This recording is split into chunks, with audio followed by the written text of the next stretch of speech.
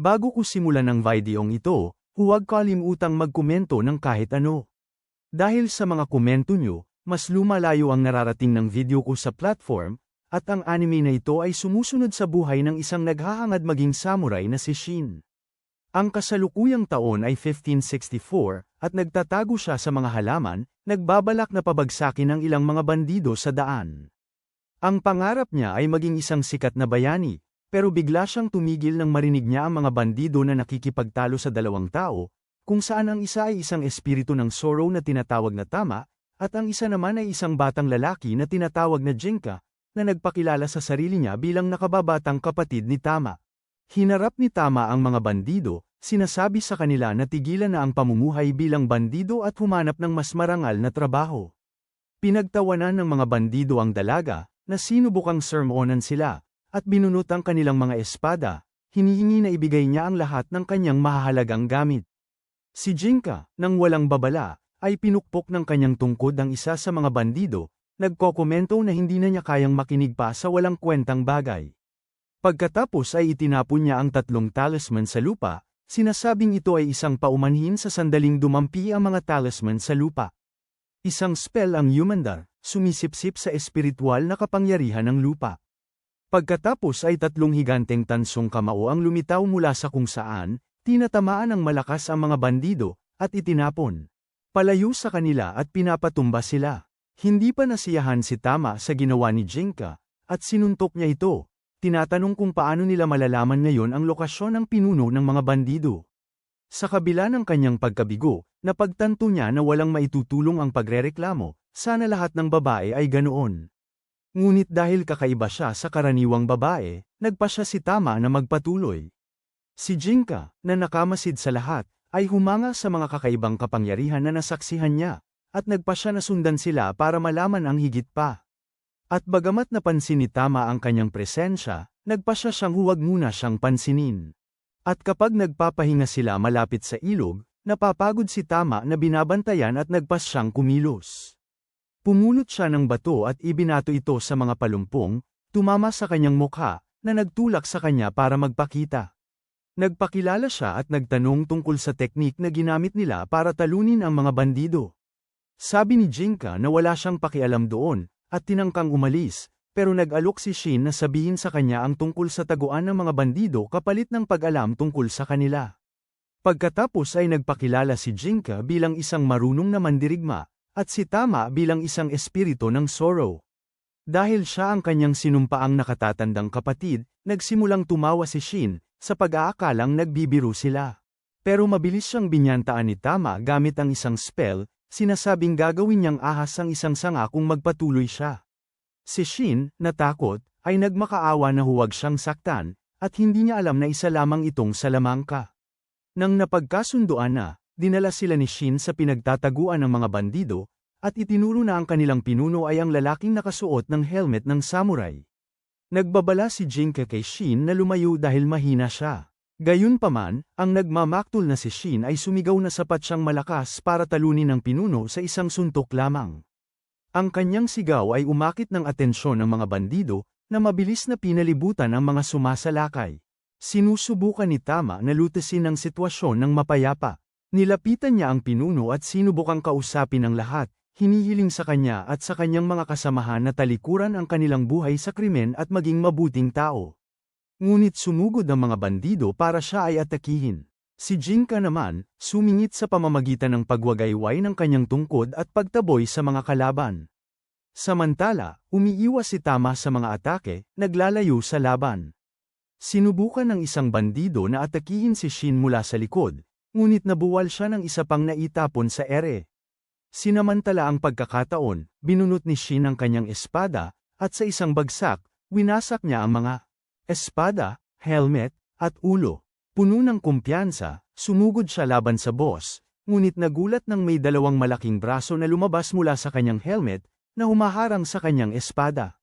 Ibinunyag ng boss ang kanyang tunay na anyo, isang nakakatakot na espiritu. Agad na nakilala ni Tama at Jinka na nakikipaglaban sila sa isang espiritu. Tinanong ni Tama si Jinka kung kaya niya itong talunin, at sumagot siya ng oo, basta gamitin niya ang kanyang kapangyarihan. Unang umatake ang espiritu, pagkatapos kinagat ni Tama ang kanyang kamay, na nagpapahintulot sa kanyang enerhiyang espiritual na lumabas kasabay ng kanyang dugo. Sinipsip ni Jinka ang dugo at enerhiya, na ginawang pansamantalang tao si Tama. At pagkatapos ay naging isang napakalakas na espiritu ng Sorrow. Inutusan ng pinuno ng espiritu ang mga bandido na sumalakay, ngunit madaling pinabagsak sila ng Jinka, sa pamamagitan lamang ng pagswing ng kanyang baston. Nang tangkaing siyang suntukin ng espiritu gamit ang malalaking braso nito, umiwas si Jinka at tumalon ng mataas para sumalakay pabalik, at bagamat sinubukan ng espiritu na lumaban, dinagdagan ni Jinka ang kanyang lakas at pinabagsak ito, nabiyak ang kanyang helmet sa dalawa. Pagkatapos ay binaliktad niya ang kanyang pagbabagong anyo, bumabalik sa kanyang normal na anyo kasama si Tama. Ipinadala niya ang mga kaluluwa ng dating espiritu at ang taong kumokontrol sa kanya sa kabilang buhay. At si Shin, nagulat pa rin sa lahat ng nakita niya, ay nagtanong kay Tama kung bakit nila ito ginagawa. Ipinapaliwanag niya na gusto niya ang mga tao, kaya iniaalay niya ang sarili niya sa pag-alis ng mga masasamang tao, espiritu man o tao. Si Jinka naman, sinasabi niyang gusto niya ang mga espiritu at galit sa mga tao, pero sumusunod siya kay Tama bilang nakababatang kapatid. Ipinahayag niya na sila raw ang magkapatid na nagbago sa mundo, na lubos na ikinagulat ni Shin. Sa bahay tuluyan, naririnig ng tatlo ang isang magsasakang nagrereklamo tungkol sa napakalaking halimaw na nakita nila kaninang umaga. Sabi niya kumuha siya ng mungheng mandirigma para harapin ang nilalang, pero napatay ito nang hindi man lang nasugatan.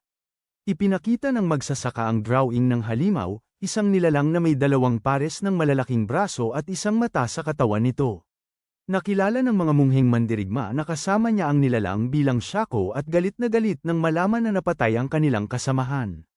Naghanda silang hanapin ang halimaw, habang nag-aalala si Shin na baka mapagkamala ng mga monghe si Tama bilang masamang espiritu, pero tiniyak siya nito, na ipinaliwanag na ang mga mungheng mandirigma ay umaatake lamang sa mga espiritong nagbabanta sa mga tao. Tinanong niya si Shin kung bakit niya sila sinusundan, at mabilis siyang nagdahilan, sinasabing nagkataon lang, at natulog na. Nainis si Jinka sa kanya, pero tinanggap ni Tama na may potensyal ang bata. Kinabukasan, medyo nahuli ng gising si Shin at natuklasan niyang umalis na ang magkapatid na espiritu at ang mga mungheng mandirigma sa bahay tuluyan. Hinabol niya sila at nakita ang dalawang grupo na nagtitinginan ng may matinding galit sa isa't isa, kaya nagpasya siyang magtago para obserbahan ang buong sitwasyon. Nakikipagtalo ang mga mungheng mandirigma kay Jinka, na naniniwalang ang halimaw na tinatawag na Shaco ay maaaring nagawa na. Pumatay ng mga tao, pero hindi sapat na dahilan yon para tugisin siya. Pinutol ni Tama ang sinasabi niya bago pa siya masyadong madala, at tinanong ang mga monghe kung may alam silang dahilan kung bakit inaatake ng halimaw na si Shaco ang mga tao. Sabi ng mga monghe inutusan silang itago ang lahat, at walang nagkakasundo ang dalawang grupo. Biglang, isang napakalaking braso ng kalamnan ang lumitaw sa likod ni Shin. Kinabahan siya nang mapagtanto niyang ito ang halimaw na si Shaco. Nagmadali ang mga monghe para harapin siya, at isa sa kanila ang itinulak si Shin para ilayo sa panganib. Ginagamit ng mga monghe ang kanilang espiritual na lakas para subukang pigilan ang halimaw, pero hindi sila malakas. Sapat na, nakawala ang halimaw na si Shaco mula sa Zammer at itinaboy sila. Kaya hiniling ni Tama kay Jinka na tulungan ang monghe. Sumugod si Jinka sa halimaw, hinampas ito gamit ang kanyang tungkod at mahusay na umiwas sa mga atake nito. Naghagis siya ng ilang anteng-anteng sa ere, na nagpatawag sa kanyang mga bronseng bisig na pumihil kay Shaco, ngunit nang malapit na siyang magbigay ng huling suntok, may naramdaman siyang sumakit. Sa sandaling yun ay nasalo niya ang dalawang walang malay na monghe at tumakbo ng napakabilis, iniwan si Shin. Hinabol sila ni Shin sa sobrang pag-aalala, kaya huminto sila sa isang kubo sa gubat para magpahinga, at si Shin nagtatanong kung paano nagagawa ni Jinka na hindi magmukhang pagod pagkatapos buhatin ng dalawang adulto at tumakbo ng ganito karami. Sabi ni Tama, espesyal siya at binanggit na sinanay siya ng kanyang amo ng husto at mahirap, at idinagdag na kayang tiisin ni Jinka ang maraming mabibigat na bagay sa kanyang likod. Nagulat ang mga monghe nang marinig na ang amo ni Jinka ay si Coco, isang maalamat na mandirigma na nag-api ang napakaraming masasamang nilalang, ngunit hindi pinalampas ni Tama ang pagkakataon at hinihingi na ibunyag ng mga monghe ang lahat ng alam nila tungkol kay Shaco. Nagdesisyon si Inga, isang nakatatandang monghe, na sabihin ang totoo. Ipinaliwanag niya na si Shako ay isang taong pinahusay ang espiritual na kakayahan na nilikha ng templo ng Dengai.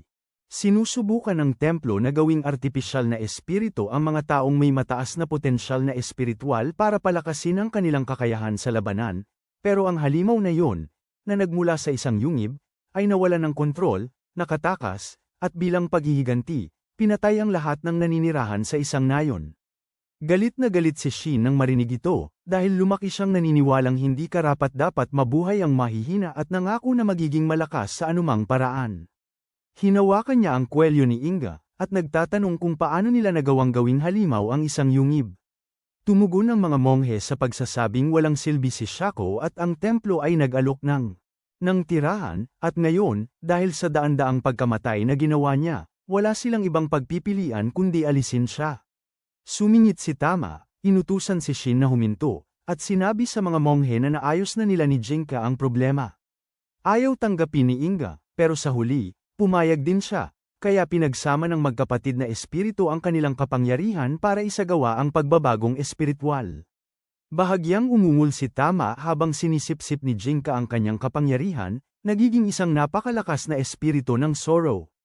Sa sandaling yun, lumitaw si Shako, at agad na sumugod si Jinka, at sa kabila ng paggamit niya ng kanyang sa buong lakas, nabigo si Jinka na magdulot ng malaking pinsala, at sumagot si Shako, itinapon ang atake at naghahanda sa pagpapaputok ng isang spirit cannon. Mabilis na tumugon si Jinka, tinawag ang isang tansong suntok na Sumire sa atake ni Shako, at tinamaan pa ito. Winasak ng atake ang mga kakaibang parte ni Shako, na iligtas ang batang babae sa loob. Lumapit ang mausisang si Shin sa babae, habang ipinahayag ng mga monghe na ibabalik nila siya sa templo. Halos bunutin ni Shin ang kanyang espada laban sa kanila, ngunit sumuko si Inga, inamin na wala siyang laban kay Jinka. Siniguro ni Tama na okay lang si Shako, at binalaan ang mga monghe na paparusahan sila sa paggawa ng ilegal na eksperimento sa tao. Sinubukan pang makipagtalo ni Inga, pero tiniyak sa kanya ni Jinka na kaya niyang talunin ang 300 monghe ng templo ng mag-isa kung kinakailangan. Nang magising si Shako, wala siyang maalala tungkol sa pagdala sa kanya sa templo.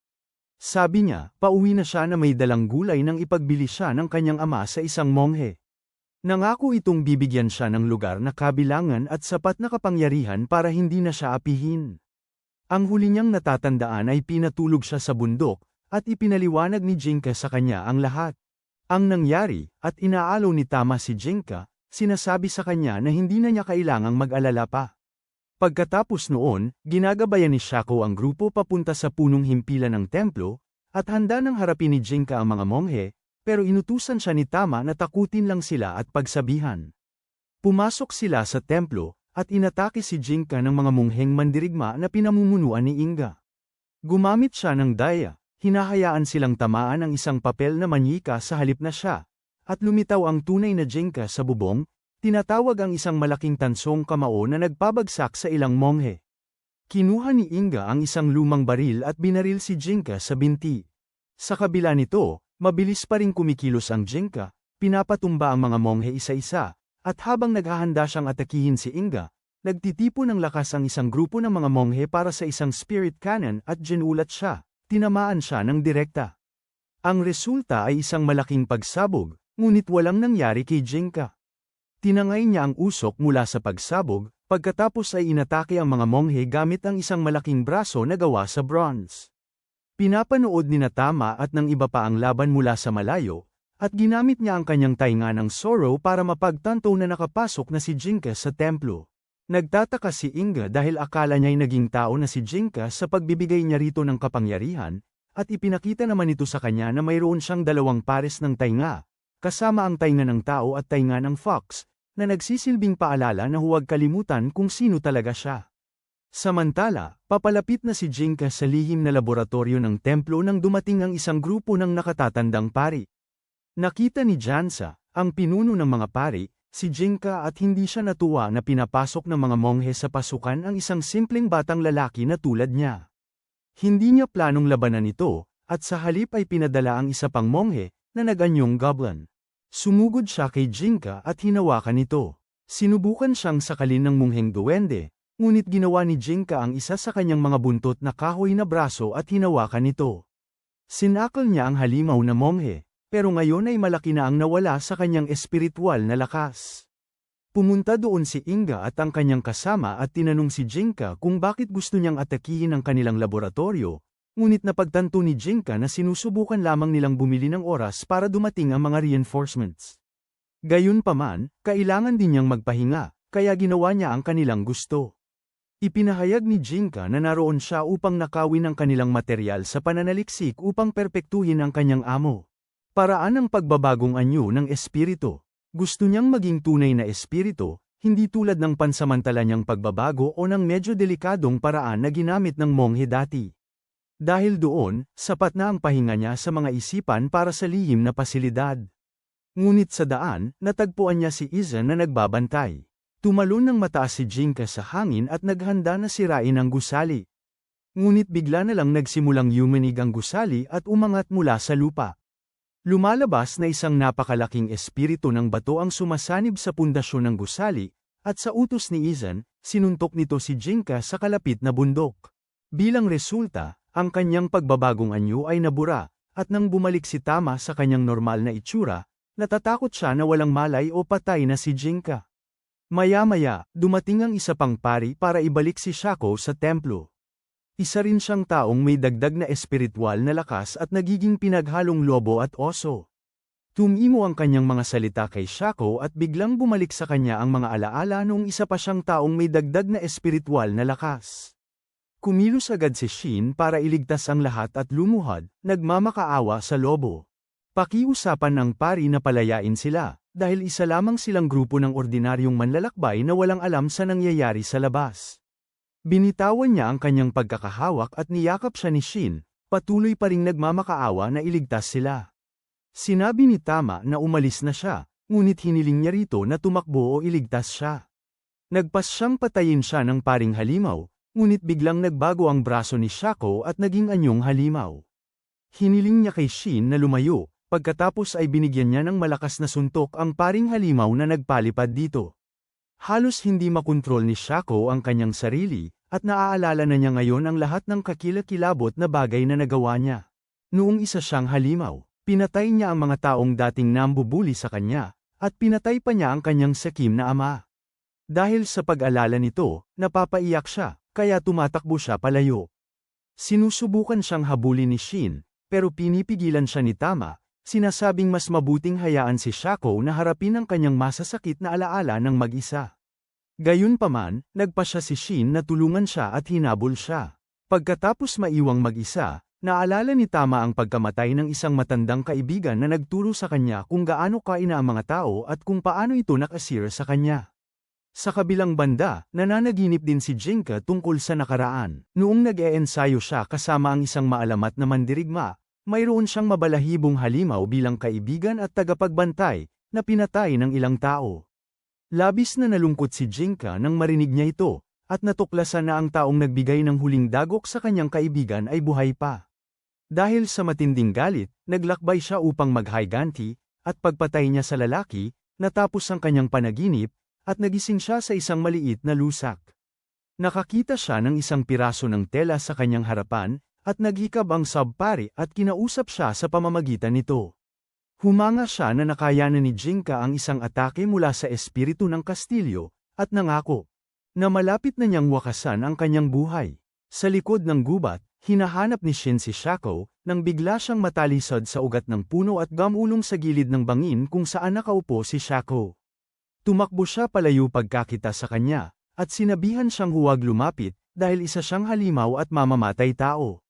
Sabi ni Shin wala siyang kinalaman doon, dahil nangyari ang mga bagay-bagay noong wala siyang kontrol, pero kalmadong inaalala ni Shako na tinanggap niya ang kamay ng madilim na pari nang alukin siya nito ng kapangyarihan, at kaya niya sinisisi ang sarili sa pagkamatay ng lahat. Pero tinanong siya ni Shin kung ano ang masama sa paghahangad ng kapangyarihan. Biglang pumutok ang batong nasa itaas ng kanyang mga paa, at nadulas siya mula sa bangin.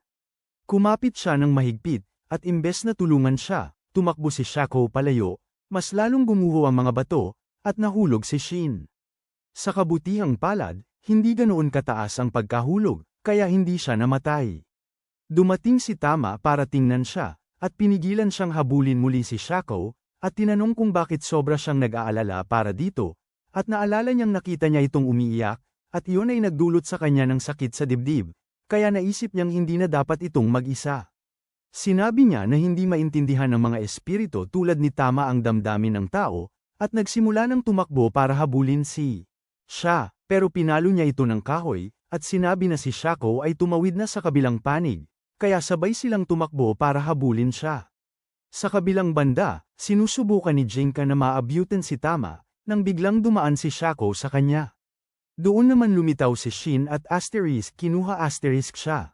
Nagbanta si Shako na kakasuhan niya ito ng harassment, pero sinabi niya na walang ganoong demanda sa mundong ito. Sinabi niya rin na tama lang na naghahangad siya ng kapangyarihan, dahil ang mahihina ay palaging at hindi niya kasalanan na napasailalim siya sa isang legal na eksperimento. Nagsimula siyang umiyak, sinasabing wala siyang ginawang mali, at naantig din si Shako sa ang pagkakita sa kanya. Habang sila'y umiiyak at naghahawak kamay, naalala ni Tama at Jinka ang mga kaibigan nilang nawala. Hiniling ni Tama kay Jinka na gunitain ang mga kaibigan nila noon, at upang mapagtanto na hindi lahat ng tao ay masama. Pagkatapos, inanyayahan ni Tama si Shako na sumama sa kanila, ngunit sa palagay ni Jinka ay hindi ligtas na isama sina Shako at Shin, dahil hinahanap siya ng mga asasin mula sa templo ng Dengai, ngunit iginiit ni Tama na patunayan ni Jinka na mayroon siyang kapangyarihang protektahan ang lahat, at gusto rin niyang matuto siyang mamuhay kasama ang mga tao. Kinabukasan, dumating sila sa bahay kung saan nakatira si Jinka kasama ang kanyang yumaong maestro. Nagsimula rin siyang magsanay kasama si Shin, gamit ang mga kahoy na espada, ngunit agad siyang napatumba ng walang kahirapan. Samantala, naghahanda si Tama ng best idang walang manggas para kay Shako, upang madali niyang mabago ang kanyang mga braso sa kanilang nakakatakot na anyo. Pagkatapos, habang tahimik ang lahat, lumitaw ang isang multong espiritu. Binati niya sina Tama at Jinka bago ipaalam sa kanila ang tungkol sa isang masamang espiritu na humihingi ng mga alay mula sa mga taga-baryo nang walang ibinibigay na kapalit. Umalis ang multo pagkatapos magbabala, at nagpasya si Tama na sumama kay Jinka upang tingnan ang masamang espiritu, iniwan sina Shin at Shako upang asikasuhin ang mga pang-araw-araw na gawain. Pagdating nila sa nayon, hinihiling nila sa mga tag-aron na dalhin sila sa pinagtataguan ng espiritu. Naniniwala ang pinuno ng nayon na maniningil sila ng pera para sa serbisyo, ngunit matatag na sumagot si Tama na hindi nila kailangan ng bayad. Sa halip, iminungkahi niya na maging mabait na lamang ang mga tag-aron sa kanila bilang kabayaran. Pagkatapos, pinapanta ng mga tag-aron ang isang batang lalaki para samahan sila sa pinagtataguan ng espiritu. Habang papunta, nagtantrums ang bata na nagrereklamo na kinain ng espiritu ang kanyang ina at sinusumpa ito dahil hindi sila nakarating kaagad. Nang marinig ito ni Tama, sinampal niya ang bata at sinabi sa kanyang naruroon sila upang tumulong, at kung may oras siyang magreklamo, dapat siyang magsikap na maging mas malakas. Di nagtagal, dumating sila sa lawa kung saan nakatira ang espiritu, at sinasabi ng nilalang na kumakain ito kapalit ng pagliligtas sa baryo mula sa pagkawasak. Pero hinihingi ni Tama na humingi ito ng tawad o harapin ang resulta. Bilang tugon, nagbuga ang espiritu ng isang malaking putik sa direksyon niya, at hindi man lang gumalaw si Tama. Hinihintay lang niya na iligtas siya ni Jinka at ang batang lalaki sa tamang oras.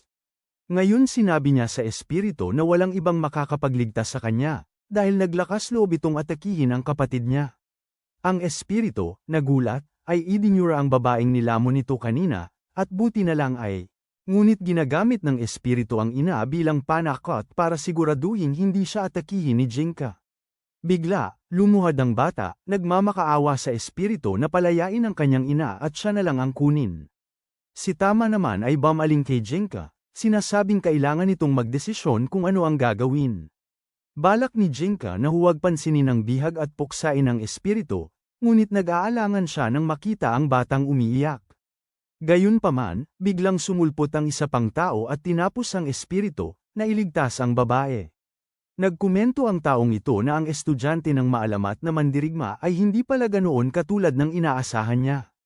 Ang lalaki ay isang gasgusing samurai, na, pagkatapos lumapag sa harap ni Jinka at Tama, ay nagpahayag na siya ay ay isang assassin na ipinadala ng templo ng Dengai.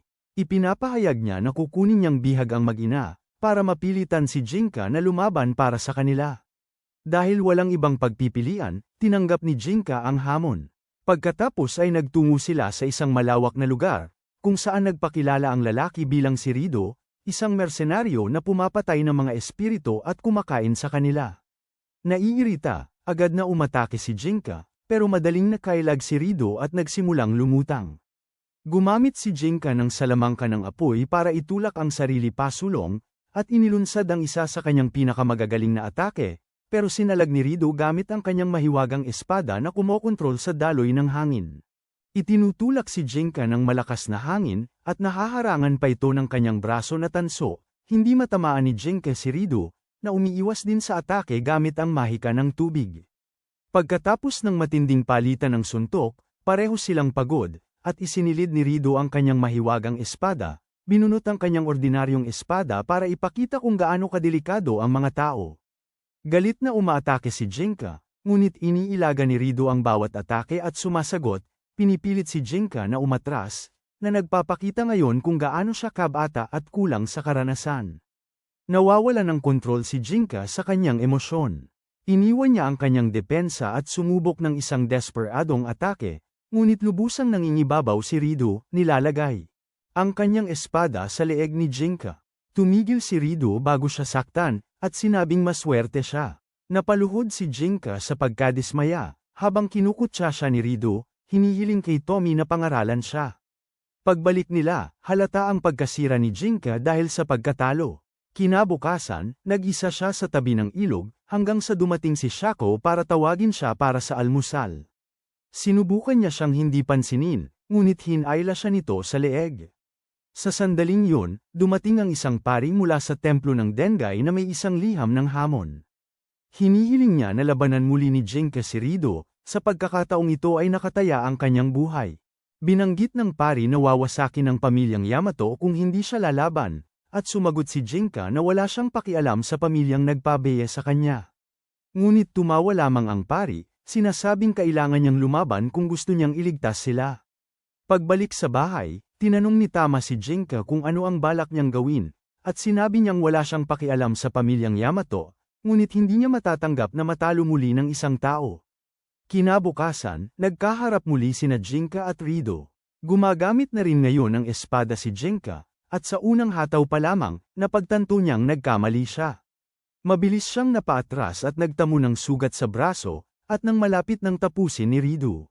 Sa laban, gumawa si Jinka ng isang desperadong hakbang, gamit ang kanyang tansong kamao para saktan si Rido at ang kanyang sarili, na nagresulta sa pagkatumba nilang pareho. Dahil sa tindi ng laban, nawala si Jinka sa sarili at pinakawalan ang kanyang espiritual na lakas. Hinahamon si Rido na lumaban muli ng seryoso. Gayunpaman, sumuko si Rido. Inaamin na hindi na siya makagalaw, hiniling ni Rido kay Jinka na patayin siya. Ngunit tumanggi si Jinka. Tinutokso siya sa pagsasabing maswerte siya at buhay pa. Pagkatapos, bumalik si Jinka sa kanyang mga kaibigan, na nagdiwang ng kanyang tagumpay. Samantala, naghatid ang pari ng isang liham kay Rido, na nagpapalam sa kanya na nag-alay ang kanyang kapatid na babae para tapusin ang kanyang bigong misyon, at sinasabi ng pari na tiyak na magtatagumpay siya sa kanyang misyon dahil isa siya sa 4 na pangunahing halimaw ng templo ng Dengai. Hindi nagtagal pagkatapos nito, nagsimulang dalhan ni Shin ng pagkain ang sugatang si Rido kapalit ng mga aral sa espada mula sa kanya. Sinusundan siya ni Tama at Jinka nang hindi napapansin, ngunit sumigaw ng malakas si Jinka, na ikinagulat ni Shin, at sa sandaling mapansin siya ni Shin, sinubukan niyang ipaliwanag na hindi nakaaway si Rido. Alam din ito ni Jinka, at nagpasya siyang dalhin ng sugatang samurai sa kanyang bahay, binibigyan siya ng komportableng higaan para makapagpahinga. Doon, ipinahayag ni Rido na ang mga miyembro ng kanyang angkan ay may mas malakas na kapangyarihang espiritual kaysa sa ordinaryong tao, kaya naman nagpresenta siyang maging mangangaso ng espiritu, habang ang kanyang kapatid na babae ay naging madre sa templo. Sinabi sa kanya ng pari na mahina ang kanyang kapatid na babae at ang buhay nito ay nasa kamay nila. Dahil sa banta na ito, pinagawa nila sa kanya ang kanilang maruming gawain, ngunit nang matalo siya, ipinahayag nila na ang kanyang kapatid na babae ay isa na sa 4 na nangungunang halimaw. Ngayon, binabalaan ni Rido si Jinka na ang kanyang kapatid na babae, na tinatawag na Higan, ay hahabulin siya, at pagkatapos ay pinapayuhan siyang maghanda.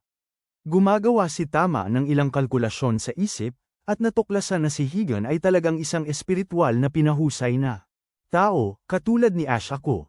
Bigla na lang, isang halimaw na puno ang sumalakay sa kanilang bahay, humiga sa kama, at sinabi na pinalayas siya ng isang babae sa bahay niya at inutusan siyang ipadala si Jinka sa kanya.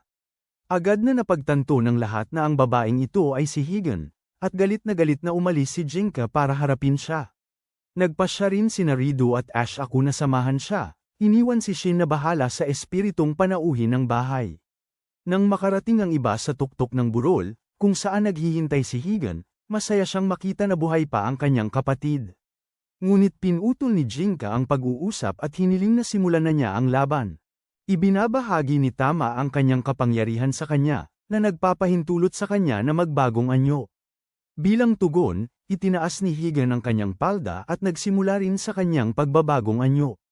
At sa halip na kanyang mga binti, isang malaking kamay na bato ang lumitaw, at ipinangako niyang dadalhin niya ang kanyang kapatid sa isang lugar kung saan siya maaaring mamuhay ng payapa pagkatapos niyang matupad ang kanyang misyon.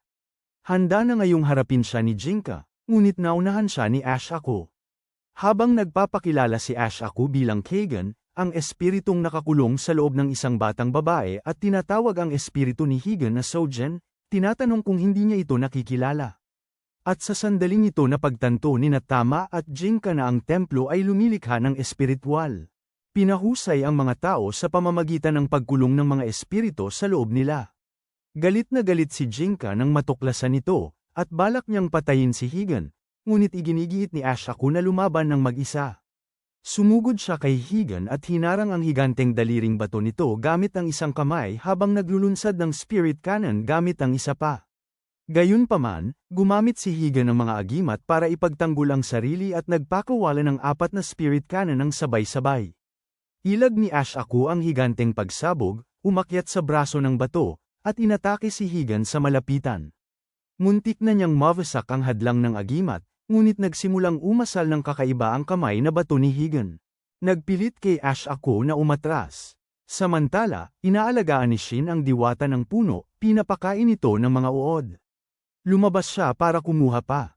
Habang wala kahit ano, nakaramdam siya ng matinding bigat, at nang tumingin siya sa paligid, nakita niya ang isang matangkad na pari na may puting buhok, at isang batang lalaki na masama ang tingin. Nang magtama ang paningin nila ng batang lalaki, nakita ni Shin ang ilog ng dugo at napaluhod siya. Lumakad palayo ang pari at ang batang lalaki, habang nagbabala ang diwata ng puno kay Shin tungkol sa amoy ng isang dragon, sinasabi sa kanya na tumakbo at babalaan si Jinka, at ang iba pa na lumikas kaagad. Tumakbo si Shin sa tuktok ng burol at ipinarating ang babala. Si Jinka ay natataranta nang marinig niya ang tungkol sa isang dragon at nagtatangkang tumakas, ngunit isang matinding agos ng espiritu ang umaaligid sa lugar. Ang pari ng anam ay lumitaw sa harap nila at ipinaalam kay Higan na siya ay paparusahan dahil sa pagpatay sa isang mataas na opisyal ng pamahalaan. Siya ay naglaho at biglang lumitaw sa harap ni Higan, sinuntok siya hanggang sa mahimatay. Lahat ay nagulat na makita ang kanyang pagbabagong dragon. Ang anam ay bumalik sa normal at hinarap si Jinka na may balak na patayin siya. Si Jinka ay nataranta at inutusan ng lahat na maghiwa-hiwalay, nagtatakda ng tagpuan sa kuweba ng mga talo. Gumagamit siya ng mga bambang usok para bulagin si anam at ang kanyang sarili, at sina Shin at Rido ay sabay na umaatake sa pari at dragon. Subalit, nadadaanan silang lahat ng nakatataas na lalaki sa isang iglap gamit ang kanyang napakalakas na braso, para lamang matuklasan na sila ay mga ilusyon na gawa sa mga manika ng papel. Habang nagtitipon ng lahat sa kuweba, nagawa ni Ash ako na iligtas si Higan. Gayunpaman, nawala ang buong ibabang bahagi ng kanyang katawan at malapit na siyang mamatay. Tinatanong siya ni Rido tungkol sa pagpatay sa opisyal ng gobyerno, at inaamin niyang sumusunod siya sa mga utos ng kanyang mga nakatataas. Ibinubunyag ni Higan na ginawa niya ito para mapansin at mailabas ang kanyang kapatid sa kadiliman ng ang kabilang mundo. Sabi ni Rido, wala siyang malaking ambisyon at masaya na siyang mamuhay sa tabi niya. Nang marinig ito, pinakawalan ni Higan ang kanyang natitirang lakas, at sinabing ayaw niyang makasama ang isang taluna na katulad niya. Sinubukan niyang atakihin si Tama para muling lumakas, pero pinigilan siya ni Jinka.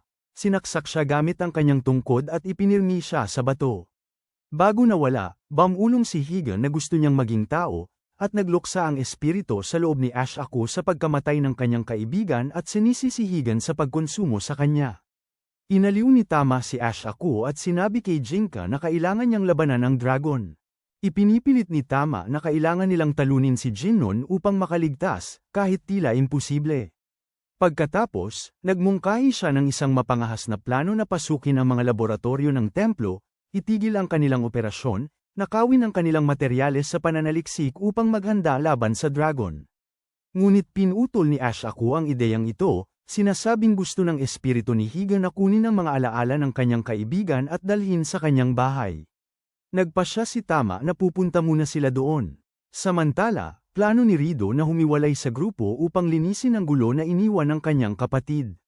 Bago umalis, ibinigay ni Rido kay Shin ang kanyang mahiwagang espada, at ginagawa niya ito dahil hindi na kayang magdala pa ng sandata mula sa mundo ng mga patay. Tuwang-tuwang binunot ni Shin ang espada, ngunit natilapon siya dahil sa matinding hangin na pinakawalan nito. Tapos, binalaan siya ni Jinka na kung walang kapangyarihang espiritual, hindi niya ito makokontrol. Ngunit tiniyak ni Tama sa kanya na ang pagtatago ng espada malapit sa kanya ay makakatulong sa kanyang mapaunlad ang kanyang sariling lakas espiritual. Kalaunan, habang nagpapahinga, nakatulog si Tama sa kondonga ni Ash Aku, ngunit agad siyang nagising nang makaamoy siya ng kakaiba. Tumakbo siya papunta sa kagubatan na humihiling sa lahat na sumunod sa kanya. Nakasalubong nila ang tatlong espiritu ng unggoy na may dalang mga bar aisles ng alak. Tinangka ni Tama na ipagpalit ang labanos sa isang bar aisles, ngunit ipinaliwanag ng mga unggoy na ang alak ay para sa kanilang bisita, at iminungkahi na makipag-usap siya ng direkta dito. Sinundan nila ang mga unggoy at nakilala si Doran ang tigre, isa sa 4 na pinuno ng hayop ng Dengai Temple. Ibinunyag niya na alam niya kung sino sila, ngunit wala siyang misyon para hulihin sila. Ngunit kahit na ganoon, hindi niya basta-basta sila pwedeng baliwalain dahil wanted silang mga kriminal. Para malutas ang problema, iminungkahi ni Tama ang isang inuman. Kung mananalo sila, papakawalan sila ni Doran. Tinanggap niya, at umupo silang lahat para uminom.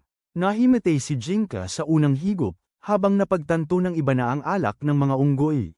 Ay kahanga-hanga, sa panahon ng kompetisyon, tinanong ni Tama si Doran kung bakit siya umiinom doon. Sinabi niya na noon, nakipaglaban siya sa isang espiritu ng tigre sa lugar na yun at nasugatan. Noong panahong yun, nakilala niya ang mga unggoy, na pinahihirapan ng tigre, at gamit ang alak, nilasing niya ang tigre, pinahina ito, at nagawang talunin ito sa tulong ng mga unggoy, at simula noon ay naging magkaibigan sila. Si Doran, na tuwang-tuwa pa rin sa magandang kapaligiran, ay sinabi kay Tama na maaari niya itong tanungin kahit ano. Sinamantala niya ang pagkakataon na itanong tungkol sa kahinaan ni Dynam, at ibinunyag niya na si Dynam ay hindi kayang kumain ng maanghang. Sa kabila nito, sinabi ni Doran na siya lamang ang makakatalo kay Dynam, dahil matagal na silang magkaribal. Nagpatuloy ang inuman hanggang gabi, at si Shaco lang ang nakalamang kay Doran sa pag-inom, kaya napilitan siyang tanggapin ang pagkatalo. Kinabukasan, lahat ay nagising na masama ang pakiramdam dahil sa alak, maliban kina Dinka at Shaco. Bago sila umalis, sinabi ni Doran kay Dinka na sa susunod nilang pagkikita, kailangan nilang maglaban. Pagkatapos noon, ipinagpatuloy ng grupo ang kanilang paglalakbay, at di nagtagal ay nakarating sila sa isang nayon na protektado ng harang. Ipinaliwanag ni Shaco na gusto ni Kagan na dumaan sa baryo, dahil iyon ang daan patungo sa kanyang bayan, pero hindi niya alam kung paano tatawid sa harang. Tinanong ni Tama kung may daan ba roon, at iminungkahi ni Dinka na gumawa ng maliit na butas para makadaan ang isang tao. Pero nagpasya muna si Tama na makipag-usap, sa pamamagitan ng pagtalon sa butas. Natuklasan niya na parang walang tao sa baryo, at walang palatandaan ng anumang patibong. Bigla na lang lumitaw ang isang nakamaskarang espiritu ng putik at nagpakilala bilang Fuku. Tinanong ni Tama kung siya ba ang gumawa ng harang, at kinumpirma ito ni Fuku, na sinasabing ang harang ay protektahan ng nayon mula sa mga pagbabago. Tinanong niya siya kung ninais ba niya na sana ay hindi na dumating ang kinabukasan, at bagamat itinanggi ito ni Tama, nabasa ni Fuko ang kanyang mga alaala ng pagkawala ng isang kaibigang tao, at naawa si Fuko kay Tama, at inanyayahan siyang sumunod sa kanya upang maprotektahan. Gayunpaman, sinabi ni Tama na hindi naman laging masama ang hinaharap, at hiniling sa kanya na alisin ang harang. Tumanggi si Fuko, na nagdulot ng galit kay Tama, na sinampal siya pabalik. Tumakbo si Fuko, at hinabol ni Tama ang nilalang. Pagbukas ng pinto ng isang bahay, nakita ni Tama ang isang bagay na nakakapangilabot, at nagulat at napuno ng sa pighati. Tinawagan niya si Fuko para sa payapang usapan at ipinaliwanag na bagamat nagdusa siya sa pagkawala ng kanyang kaibigan, nakahanap siya ng mga bagong kaibigan, at masaya na siya ngayon. Iginigiit niya na hindi kayang pigilan ni Fuko ang pagdaloy ng panahon, at hinihiling na tuparin nito ang kanyang tungkuling pangalagaan ang mga taga-baryo, kahit na pumanaw na silang lahat. Malungkot ngayon ang espiritu, ngunit niyakap siya ni Tama, na nagsasabing ginawa niya ang kanyang makakaya. Nagpasalamat siya kay Fuko sa pagtatangkang iligtas din siya, at napuno ng luha ang espiritu. Sinabi ng espiritu na wala na siyang sinuman pang dapat protektahan, kaya't naglaho ito dahil tapos na ang kanyang papel sa mundong ito, at yun ang dahilan kung bakit nawala ang harang. Sa labas, matiyag ang naghihintay si Jinka at ang iba pa, nang biglang dumating ang isa pang asasin na ipinadala ng templo para patayin sila. Nagpakilala siya bilang Hezen, isa sa 4 na lider ng mga halimaw. Naniniwala si Hezen na hindi makakapag-transform si Jinka kapag kasama si Tama, kaya akmang bubunot siya ng kanyang espada, pero pinigilan siya ni Jinka. Ipinangako niyang tatalunin niya si Hezen nang walang kapangyarihan ni Tama. Biglang naglabas ang asasin ng espada mula sa kanyang mahiwagang sisidlan, na bigay ni Yanzin, at nagdulot ito ng maraming talam na sumulpot mula sa espada para atakihin siya. Bigla namang nawala ang harang sa likod nila, na ikinagulo ng isip ni Jinka at nagbigay ng pagkakataon kay Hezen. Para siya ay saktan. Gayunpaman, bumalik si Jinka para labanan siya pagkatapos ng kanyang espiritual na pagbabago, at tinangay siya ng isang atake ng tansong kamao. Sumali naman si Tama sa kanila at sinabi na ang lahat ay naayos na ng mapayapa. Kailangan na nilang bumalik sa kanilang paglalakbay. Sa kalaunan, narating nila ang isang lambak na sinasabi ni Ekgan na kanyang nayon, ngunit tila walang ibang uri ng buhay doon. Bigla, nagsimulang yumanig ang mga pader ng lambak at lumitaw ang isang higanteng mukha, na tinatanggap si Ekgan sa kanyang tahanan. Nakatagpo sila ng iba't ibang espiritu ng lupa, at habang si Zen ay nagpa-push up kasama ang batong sanggol. Mga espiritu sa kanyang likod, nagkomento si Tama na natural na siyang napapasama sa kanila. Sabi niya kay Jinka na madaling magkasundo ang mga tao at espiritu, at tinanong siya kung bakit gusto niyang maging espiritu. Hindi siya sumagot, pero ang dahilan kung bakit gusto niyang maging espiritu ay para humaba ang kanyang buhay at makasama si Tama magpakailanman. Habang naglalakad ng walang patutunguhan, nakita ni Jinka ang isang nagdadalang taong babae na nangangailangan ng tulong sa daan at dinala niya ito sa nayon ng mga espiritu. Kinausap nila ang malaking mukha ng bato, na siyang matanda ng nayon. Pinayagan niyang manatili ang babae sa nayon hanggang sa manganak siya, at si Jinka ay mayroon ding. Pinainom siya ng mga agimat para makita niyang tao ang lahat ng espiritu. Napagdesisyonan ni Tama na sasama rin sila sa kanya hanggang handa na siyang umalis. Sa gabi, nagsasanay si Zin ng kanyang pagswing ng espada sa tuktok ng lambak, at pinuntahan siya ni Shako. Tinanong niya kung talagang importante sa kanya na maging malakas agad, at sumagot siya na lahat maliban sa kanya ay nakamit na ang magagandang bagay sa kanilang paglalakbay, at siya lang ang mahina. Sinabi niya na siya ang nagligtas sa kanya noong tumatakbo siya palayo. Bigla siyang namula, at pagkasabi nito, sinubukan niyang tumakbo palayo. Pero pinipigilan siya ni Kagan dahil may pakay din siya sa bata. Hinihiling ni Kagan kay Zin na bunutin ang kanyang espada, at nangangako na bibigyan niya ito ng payo kung paano ito gamitin. Binubunot ni Zin ang kanyang espada, ngunit dahil sa lakas ng hangin, lumilipad itong muli. Sinabi ni Kagan na hindi siya nakikipag-ugnayan sa espada. Sinusubukan ni Zin na isipin ang espada bilang isang tao, at napagtanto niya na hindi siya nito agad tatanggapin dahil sa pagkakaugnay nito sa dating may-ari. Sinabi niya kay Kagan na natuto rin siyang humawak ng espada mula sa multo ng isang samurai, kaya't marunong siyang makinig pagdating sa espiritu. Humanga si Kagan, at sinabi sa kanya na magpatuloy sa pagsasanay ng mabuti upang maging karapat-dapat siyang mapang-asawa si Shako. Namula si Zin nang marinig ito, at pati si Shako ay napahiya pagkatapos na makontrol muli ang kanyang sarili. Sumigaw siya at tumakbo palayo, ngunit ngayon ay determinado si Zin na maging isang taong karapat-dapat sa kanya. Kinabukasan ay dinalaw nila ang buntis, at naramdaman ni Shako ang sipa ng sanggol. Sinabi ni Tama kay Jinka na damhin din ito, ngunit nang akmang hahawakan niya ang tiyan ng babae gamit ang kanyang maruruming kamay, siya ay nanganak na. Kasabay nito, dumating sina Daurin at Hezen sa nayon, dahil sila ay inutusan na. Ang misyon na hanapin si Jinka sa pagkakataong ito, at habang tinatangka ni Hezen na takutin ang nayon, sinampal siya ni Daurin at magalang na humingi ng pahintulot na makipaglaban sa kaaway ng templo ng Dengay. Ipinadala ng matanda ang mensahe sa kanyang panauhin, at ilang sandali pa, dumating sina Jinka, Zin, at Shako para harapin siya. Si Jinka ay nasa kanyang pagbabagong espiritual na, at nasa sabik si Daurin na harapin siya. Gayunpaman, napansin ni Hezen na nawawala si Tama at palihim siyang umalis para hanapin ito. Pagkatapos ay nagpahayag si Daurin na ipakikita rin niya ngayon ang kanyang tunay na anyo. Naglalabas siya ng napakalaking enerhiyang espiritual na sumisira sa lupa, at pagkatapos ay nagiging isang taong tigre. Agad siyang pamwesto na parang boksingero at sumugod kay Jinka, at pinadapa siya sa bilis ng kanyang mga suntok. Natamba si Jinka, kaya gumamit siya ng atake ng apoy kay Daurin, na kinaya ang lahat. Hinampas naman ni Jinka si Daurin ng ugat ng puno, pero wala pa ring epekto.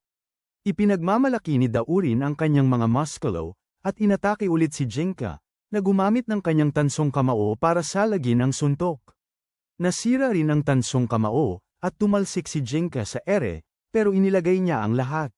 Ang lakas niya sa susunod na atake, at tinamaan si Daurin ng tansong kamao. Ang mapaminsalang atake ay nagawang patumbahin ang taong tigre, at malaki ang pinsalang nagawa sa kanya, pero malaki rin ang naranasan ni Jinka. Tumayo si Daurin at sinabing ganito dapat lumaban ang totoong lalaki, at nagsimulang tumawa ng parang baliw si Jinka. Napagtanto niyang gusto niyang patuloy na labanan si Daurin, at inatake siya ng kanyang higanteng bakal at kahit na ito ay laban hanggang kamatayan, pareho silang nagkakasiyahan at tumatawa na parang baliw. Nakatitig lang sa kanila sina Shin at Shako, nang biglang lumitaw si Haring Shin sa likod nila, at nagtatanong kung ano ang kanilang pinuprotektahan sa lugar na ito. Agad na umaatake si Shako, ngunit nawawala siya dahil isa lamang itong ilusyon. Pinitik niya ang kanyang mga daliri bago mawala, at biglang isang malaking bato ang kumalas mula sa lambak at nagsimulang gamulong patungo sa kubo, na nakatago sa pamamagitan ng mahika. Nagulat ang lahat na makita ito, at nakitang nabalisa si Jinka. Sinuntok siya ni Daurin. Samantala, ginagamit ni Shako at Kagan ang lahat ng kanilang lakas para pigilan ang bato na gamulong patungo sa kubo. Habang nahihirapan siya, inutusan niya si Shin na ilikas ang lahat mula sa kubo, ngunit isang hukbo ng hari. Hinarang ng mga clone ni Shin ang kanyang daan. Kahit si Daurin ay naiinis sa kanyang duwag na paraan ng pagkilos, at inatake ang mga clone, ngunit natuklasan na ilusyon lamang silang lahat. Akala ni Shin ay basta na lang niya malalagpasan ang mga clone kung peke sila, ngunit biglang sumugod sa kanya ang totoong Haring Shin, at tinamaan si Shako sa dibdib. Hindi mapigilan ni Daurin ang kanyang galit at binunot ang kanyang espada, ngunit tinamaan siya ni Haring Shin ng isang pampasabog na talisman. Tumingin si Shin kay Shako, na hawak pa rin ang bato, kahit may sugat sa kanyang dibdib, at sinabi niyang okay lang siya, dahil isa siyang halimaw. Humihingi ng tulong si Shin, at sinabi ni Tama na kailangan niyang maghintay pa ng kaunti, dahil malapit nang ipanganak ang sanggol. Gayunpaman, napagtanto ni Shako at Kagan na wala na silang gaanong oras, ngunit hindi sila nagsisisi. Naalala ni Shin ang masasayang panahon niya kasama sina Tama, Jinka at Shin, at nang malapit na siyang mamatay, narinig niya ang iyak ng kanyang bagong silang na sanggol. Ngumiti siya umaasang mabubuhay at liligaya ang sanggol, at ginamit ang lahat ng natitira niyang lakas upang siguraduhing mabubuhay ang sanggol. Sa pamamagitan ng kanyang espiritual na kapangyarihan, ginawa niyang bato ang buong katawan niya, na matatag na pumipigil sa bato. Palayo, ang mga agimat na kumokontrol sa bato ay naglaho kaagad pagkatapos, at ligtas na ang lahat, pero labis na nasaraan ng loob si Shin. Sa kabilang banda, papatayin na sana ni Haring Shin si Jinka, nang biglang umatake si Daurin sa kanya. Nakailag si Haring Shin, pero sinabi ni Daurin sa kanya na sila ay umaatres na, at kung magpumilit siya, doon din siya mamamatay. Di nagtagal ay natauhan si Jinka, at humingi ng paumanhin si Daurin sa pagpayag na makialam ang kanyang kasama sa laban. Nangako siya na hindi na ito mauulit, at umalis ng mahinahon. Napansin naman ni Jinka ang bato, at lumapit kay Shin para tanungin kung okay lang sila ni Shako. Itinuro lang ni Shin ang bato sa harap niya, at labis na nalungkot si Jinka nang mapagtanto ang sakripisyo ni Shako. Bigla na lang, tinawag siya ni Tama sa loob ng kubo, dahil tapos na ang panganganak. Nanganak ang babae ng kambal, at napagdesisyonang pangalanan silang Shako at Kagan.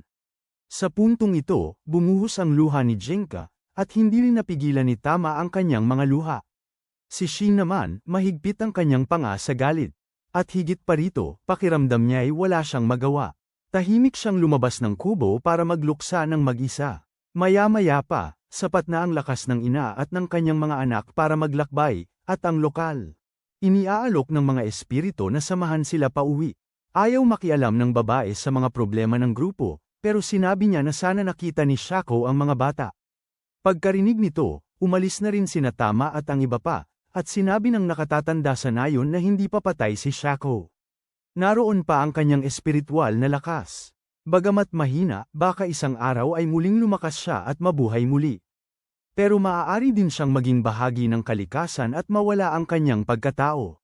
Kalaunan, nakita natin ang lahat na nakaupo sa isang kubo, at malaki ang pinagbago ni Shin matapos mawala si Shako. Mas nakakaintindi siya kapag nakikipag-usap sa kanyang mahiwagang espada, pero sa bawat sandali ay sinasabi niya sa espada na tumahimik, dahil malapit na niya itong gamitin para alisin ang mga monghe ng templo ng Nangai.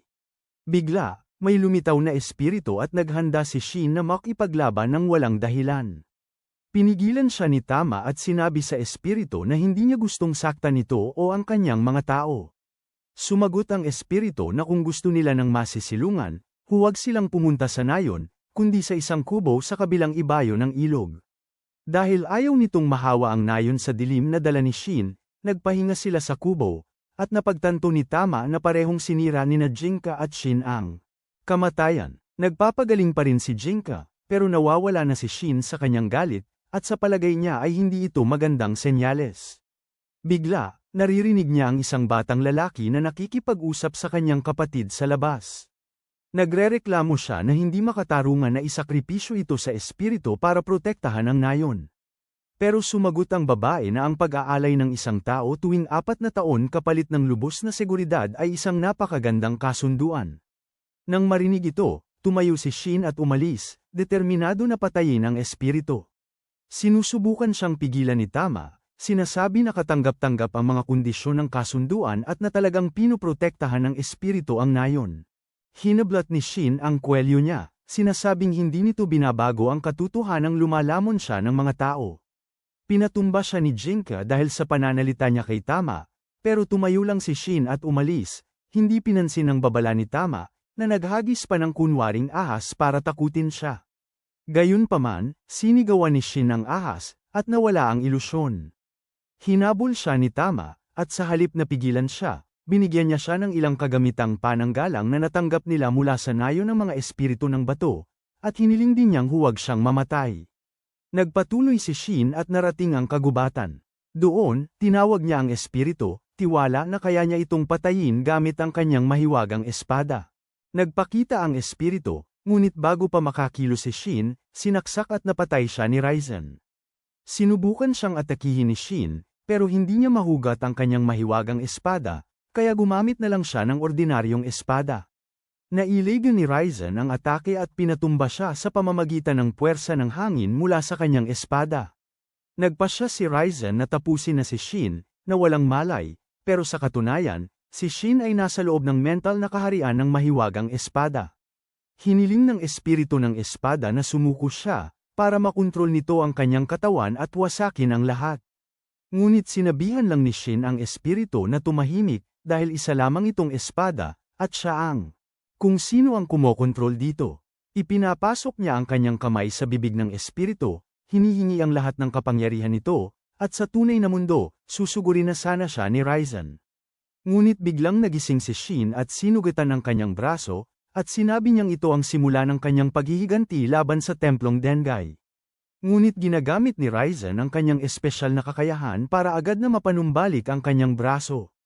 Hinubad niya ang kanyang maskara, nagpapakita ng isang pangit na mukha, at pinaputukan si Shin ng isang kanya ng espiritu, na bahagyang naiwasan niya.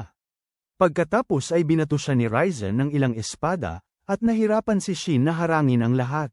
Binabalaan siya ng diwa ng espada na ang kanyang galit ay hindi siya palalakasan, kundi lalo lamang siyang gagawing mahina.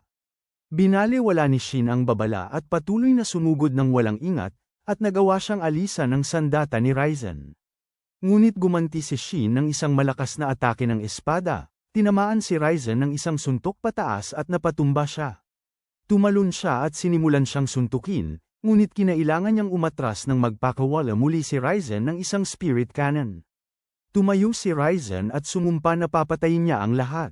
Nang bigla, tumalon sa kanya ang espiritu ng tagapagbantay ng nayon at inihampas ang ulo niya sa lupa sa kanyang huling hininga. Ang espiritu ay agad ding namatay pagkatapos, at si Shin, bagamat naguguluhan, ay hindi pinalampas ang pagkakataon. Dinampot niya ang kanyang espada at naghandang tapusin ang Ryzen, determinado na ipaghiganti si Shaco.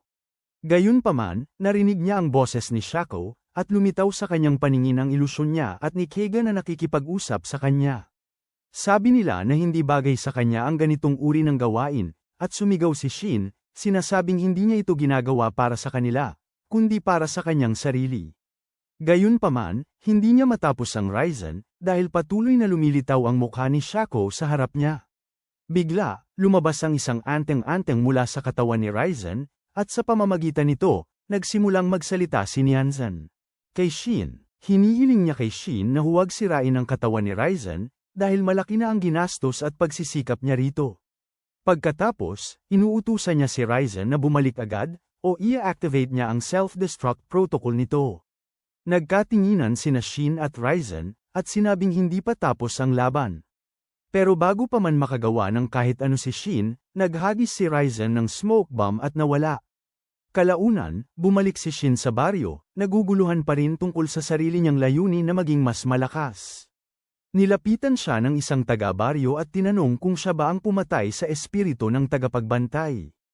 Ikinagagalak ng lalaki na parusa na ang baryo, pero sumagot si Shin na dapat ang mga taga-baryo ay protektahan ito ng mag-isa. Sa halip na umasa sa iba na gumawa ng maruming trabaho, nagrereklamo ang taga-baryo na walang marunong humawak ng espada doon, at galit na sinabi ni Shin na mamatay na lang siya kung hindi siya kayang lumakas.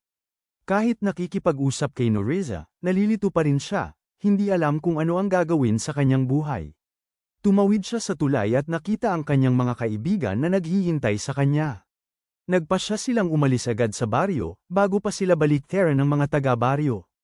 Pero bago umalis, nagpasalamat ang babaeng iniligtas ni Shin mula sa pagiging sakripisyo.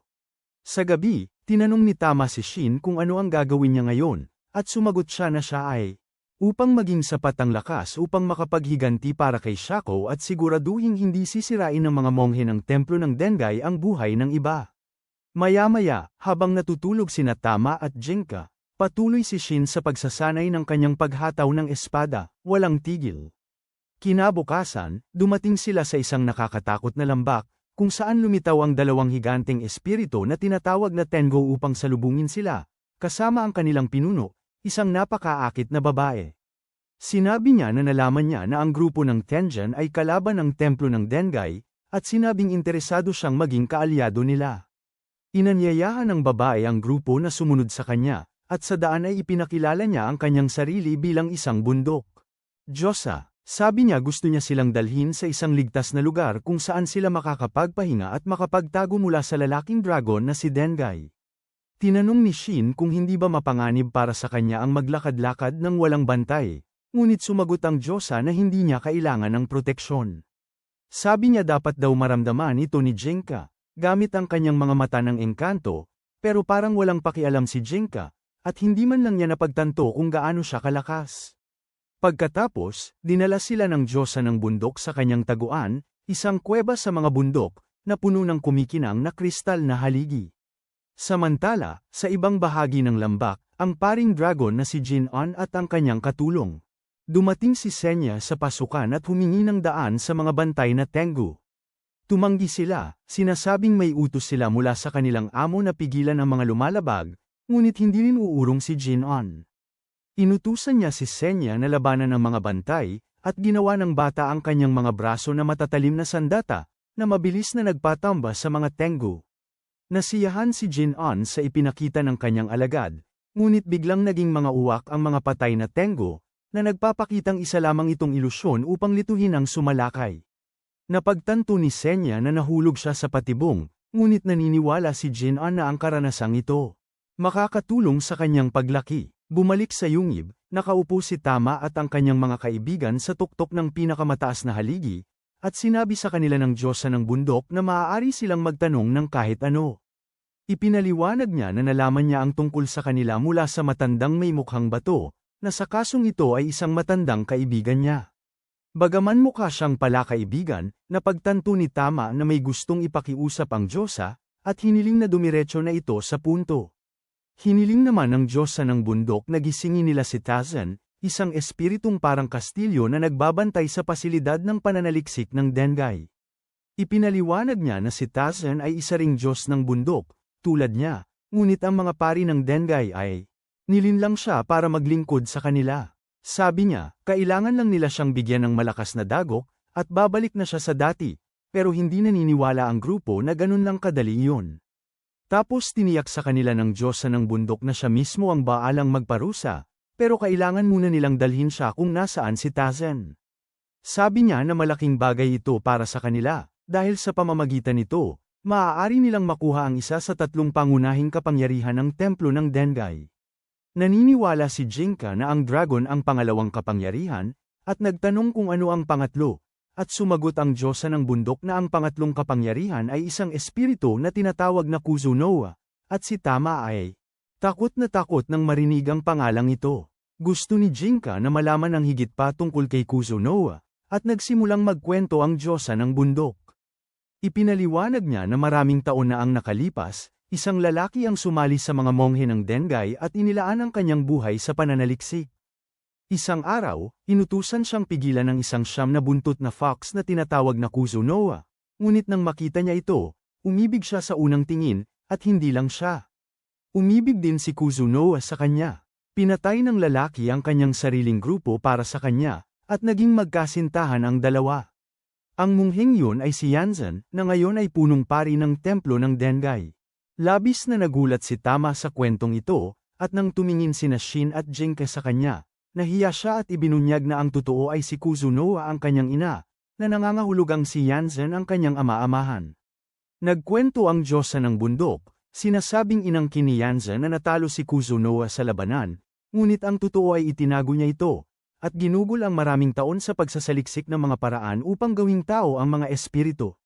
Napagtanto ni Shin na ang mga taong pinalakas ng espiritu ay mga bigong prototype lamang ng mga eksperimento ni Yanzan, at dahil dito, nanumpa si Shin na papatayin niya ito. Sumang-ayon si Tama, at sinabing ang kanyang ina ay laging nagiging handgal kapag umiibig, kaya sila ay dapat na handa ring harapin siya. Bigla, isang kawan ng uwak ang lumipad patungo sa kanila. Isang babae ang lumundag sa ibabaw nila at bumagsak sa ulo ni Shin. Nagbabala siya sa Diyosa ng bundok na nagmumuni-muni ang lalaking dragon para sirain ang bisa ng kanyang spell na inilagay niya para lituhin ito. Inatake ni Shin ang babae dahil hindi ito humingi ng paumanhin sa kanya, ngunit nang lumingon ito, nakita niya si Jinka at umibig sa kanya. Agad siyang tinanggihan ni Jinka, na sinasabing tao siya at mga babaeng halimaw lang ang gusto niya at tinanong din niya kung ano ang ginagawa nito doon. At ipinaliwanag ng Diyosa ng bundok na nakilala niya ang isang babae isang araw at nagpas siyang ampunin nito. Ipinakilala niya ang babae bilang si Rinzo, ang kanyang katulong at tinuturuan. Pagkatapos, ipinapakita ng Diyosa ang larawan ni Dynam na nagmumuni-muni at nagpas siyang pagtripan siya. Iniutos niya sa espiritong lalaki na akitin ito, at agad namang tinakpan ni Dynam ang mga mata ng kanyang alagad upang hindi nito makita ang babaeng hindi disente. Pagkatapos panoorin ang eksena at magsaya, sumigaw siya upang umalis ito. Sa sandaling yun, ang babae ay nagbagong anyo bilang wax anom, na siyang tunay niyang anyo, at tumakas. Tumawa ang Diyosa dito at iniutos sa lahat ng espiritu sa lambak na ilihis ang atensyon ng dragon, para magkaroon ng oras ang kanyang mga bagong kaalyado na magsanay. Sabi ni Tama, maikli na ang oras, kaya pinapabagal ng Diyosa ang daloy ng panahon sa lugar para makapagsanay sila ng walang pagmamadali. Ipinaliwanag niya na walang limitasyon ang kanilang potensyal at pinapante sila sa magkakahiwalay na pagsasanay. Una, inasikaso niya si Jinka, na pinadala sa isang malawak na lugar. Nakilala niya ang kanyang maestro, si Coco, at sinabi ng Diyosa ng bundok na si Coco ay isang tanyag na maloko, na palaging sinusuyo siya, at pinagsabihan niya ito ng madalas kaya nakatulong ito sa kanya para maging pinakamalakas sa mga matatalinong mandirigma sa mundo. Pagkatapos, tinawag niya si Rinzo at nagmungkahi ng hamon. Kung matatalo niya si Jinka, mananalo siya ng isang spell na magiging kanya siya magpakailanman. Sabik na sabik si Rinzo, at sinabi ng Diyosa kay Jinka na kailangan niyang lumaban ng buong lakas, dahil wala ni isa sa kanila ang maaaring mamatay sa lugar na ito. Agad-agad, si Rinzo ay tumawag ng isang malaking palakol at inatake si Jinka bago pa man siya makapaghanda. Natagpas niya ang braso nito, at labis siyang nasindak, ngunit napagtanto agad na bumalik sa dati ang kanyang braso.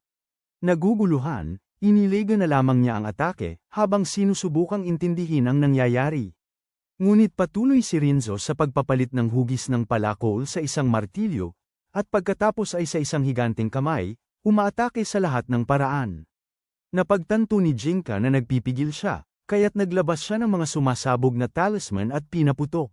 Sa kanya, habang umiiwas si Jinka, nagpa siya ang Diyosa ng bundok na sabihin sa kanya ang tungkol sa kanyang mga mata ng diwata.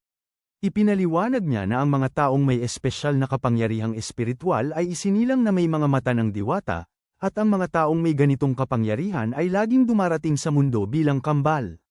Nawala ang atensyon ni Rinzo, iniisip na baka may isa pang magandang Jinka doon, at sinamantala niya ito para sipain siya. Hindi rin siya nagulat sa kwento, dahil nakita na niya ang kanyang kakambal, na masayang nakatira kasama ang kanyang mga magulang. Ibinunyag ng Diyosa na kapag ang mga kambal na may mga mata ng diwata ay magkasama, napapaligiran ng masasamang espiritu. Sila, kaya naman iminungkahi ni Master Coco na ipadala siya ng kanyang mga magulang sa kanya. Sumisigaw si Jinka, nagtatanong kung bakit kailangan siyang ipadala palayo at mamuhay sa hirap, samantalang ang kanyang kapatid ay namumuhay ng komportable. Tumatawa lamang ang Diyosa, sinasabing ang kanyang reaksyon ay patunay na tao pa rin siya. Naaawa siya sa kanya at nagkomento na ang kanyang buhay ay talagang hindi masaya. Ngunit sumagot si Jinka, na sa kabila ng mga paghihirap, nagkaroon din siya ng masasayang panahon, kaya hindi niya itinuturing ang kanyang sarili na hindi masaya. Bigla, parang may nabasag sa loob niya, at nakita niya ang Diyosa na nababalot ng matinding spiritual na aura. Binabati niya ito sa wakas na pagtanggap sa kanyang lugar sa mundo, at iyon ang susi para mawala ang tabing sa kanyang mga mata. Ngayon nakikita na ni Jinka ang enerhiyang espiritual ng lahat, kasama si Rinzo. Napagtanto niya na halos walang lakas ang kanyang mga pampasabog na talisman, at hindi na niya kailangan pang umiwas. Nakikita rin niya ang kanyang sariling aura, kaya nauunawaan niya na ang nakikita niya ay ang kaluluwa ng mga tao, at walang pagkakaiba sa pagitan ng tao at espiritu. Patuloy na umaatake si Rinzo, ngunit hinawakan niya lang ang mga kamay nito at hiniling na sumuko. Agad itong sumuko, kumapit sa kanya at ngumiti. Sinabi ng Diyosa ng bundok na pumasa na siya sa pagsubok, ngunit marami pa siyang dapat pagdaanan na pagsasanay. Samantala, ang pagsubok ni Toma ay tungkol sa pagpapahusay ng kanyang espiritual na lakas para makalakad sa ibabaw ng lawa. Lumikha ang Diyosa ng bundok ng isang kauri para iliga siya, dahilan para mawala ang kanyang pokus. Sa kabilang banda, nakasalubong ni Shin ang isang malaking batong humaharang sa kanyang daan. Sinubukan niyang hatiin ito gamit ang kapangyarihan ng kanyang mahiwagang espada, ngunit hindi ito gumana, kaya nagpasya siyang gamitin ang hangin para lumipad lampas sa bato. Ngunit sa sandaling yun, bumukas ang langit, at bumalik siya sa tunay na mundo, kasama ang kauri ng Diyosa na nakakapit sa kanya. Sinabi niya na sa kabila ng pagiging tila pinakawalang bahala sa grupo, siya ay ang unang pumasa sa pagsubok, at walang paghahanda sa paglapag, nahulog sila sa gubat, kung saan nakita nila si Zinnia na naglalaro ng laruan na iniwan ng isang espiritu para iliga siya. Sinubukan ni Shin na gamitin ang kapangyarihan ng kanyang espada para pag-aanin ang pagbagsak niya, pero sa huli ay nabangga pa rin siya kay Zinnia. Natagpuan niya ang sarili niya na may espadang nakatutok sa leeg ni Zinnia. Nagpanik si Shin, pero sinabi ng isang clone ng Diyosa na ito ay isang pambihirang pagkakataon. Ipinaliwanag niya na mas malakas ang disiplina ng dragon kaysa sa kanya, at nagsisimula pa lamang siya. Hiniling niya kay Shin na patayin si Zinnia, at pumayag pa si Zinnia mismo, pero pinakiusapan sila ni Shin na tumahimik. Pataas, pero iginigiit ng clone na kapag pinakawalan niya ang bata, wawasakin niya ito agad-agad, at balang araw magiging mas malakas pa ito sa isang dragon. Nakikita niya ang libu-libong espiritu na nakakulong sa katawan ni Zinnia, na nagbibigay sa kanya ng potensyal na maging isang tunay na demonyo, natatakot siya. Umiyak si Shin dahil sa katotohanang hindi pinaligtas ng templo ang isang bata, at ginawa siyang isang halimaw. Tumayo si Zinnia at ginawang sandata ang kanyang kamay, at hinihiling lang ni Shin na bilasan niya. Iwinasiwas ni Zinnia ang kanyang braso, ngunit hindi sinaktan si Shin. Sa halip, sinira niya ang laruan na pinaglalaroan niya, at isinumpa ang kanyang sitwasyon at tumakbo palayo. Pinuri ng clone si Shin bilang ang taong nagpabeya sa kinabukasan ng hari ng espiritu, at sinabi na, kailangan nilang bumalik sa kanilang pagsasanay. Habang sinasabi ng Diyosa ng bundok na para matapos ang kanyang pagsasanay, kailangan labanan ni Jinka ang dragon. Nagpapanik si Jinka at sinasabing walang pag-asa na mangyari yun, pero patuloy siyang nagpipilit, at inaamin niya na maaaring mayroon siyang tsansa na manalo, at sumasang-ayon ang Diyosa, na nagsasabing ang kailangan lang niya ay isang himala. Agad niya siyang pinadala kay Dainan, na tahimik na nanananghalian. Nahulog si Jinka sa ilog at naanod, habang iniisip ni Dainan kung isa na naman itong ilusyon. Samantala, hinuhubad ni Tama ang kanyang damit, na nagiging mabigat at hindi komportable sa tuwing siya ay nahulog sa lawa. Gusto niyang pagbutihin ang kanyang espiritual na kapangyarihan sa pamamagitan ng pananatili sa lawa hanggat maaari, ngunit nawalan siya ng balanse nang marinig niyang pumasa sina Shin at Jinka sa pagsusulit. Paglabas niya, sinabi sa kanya ng clone ng Diyosa na maaari siyang magkaroon ng 1,000 taon upang magsanay sa lugar na ito, at mayroon siyang dalawang pagpipilian.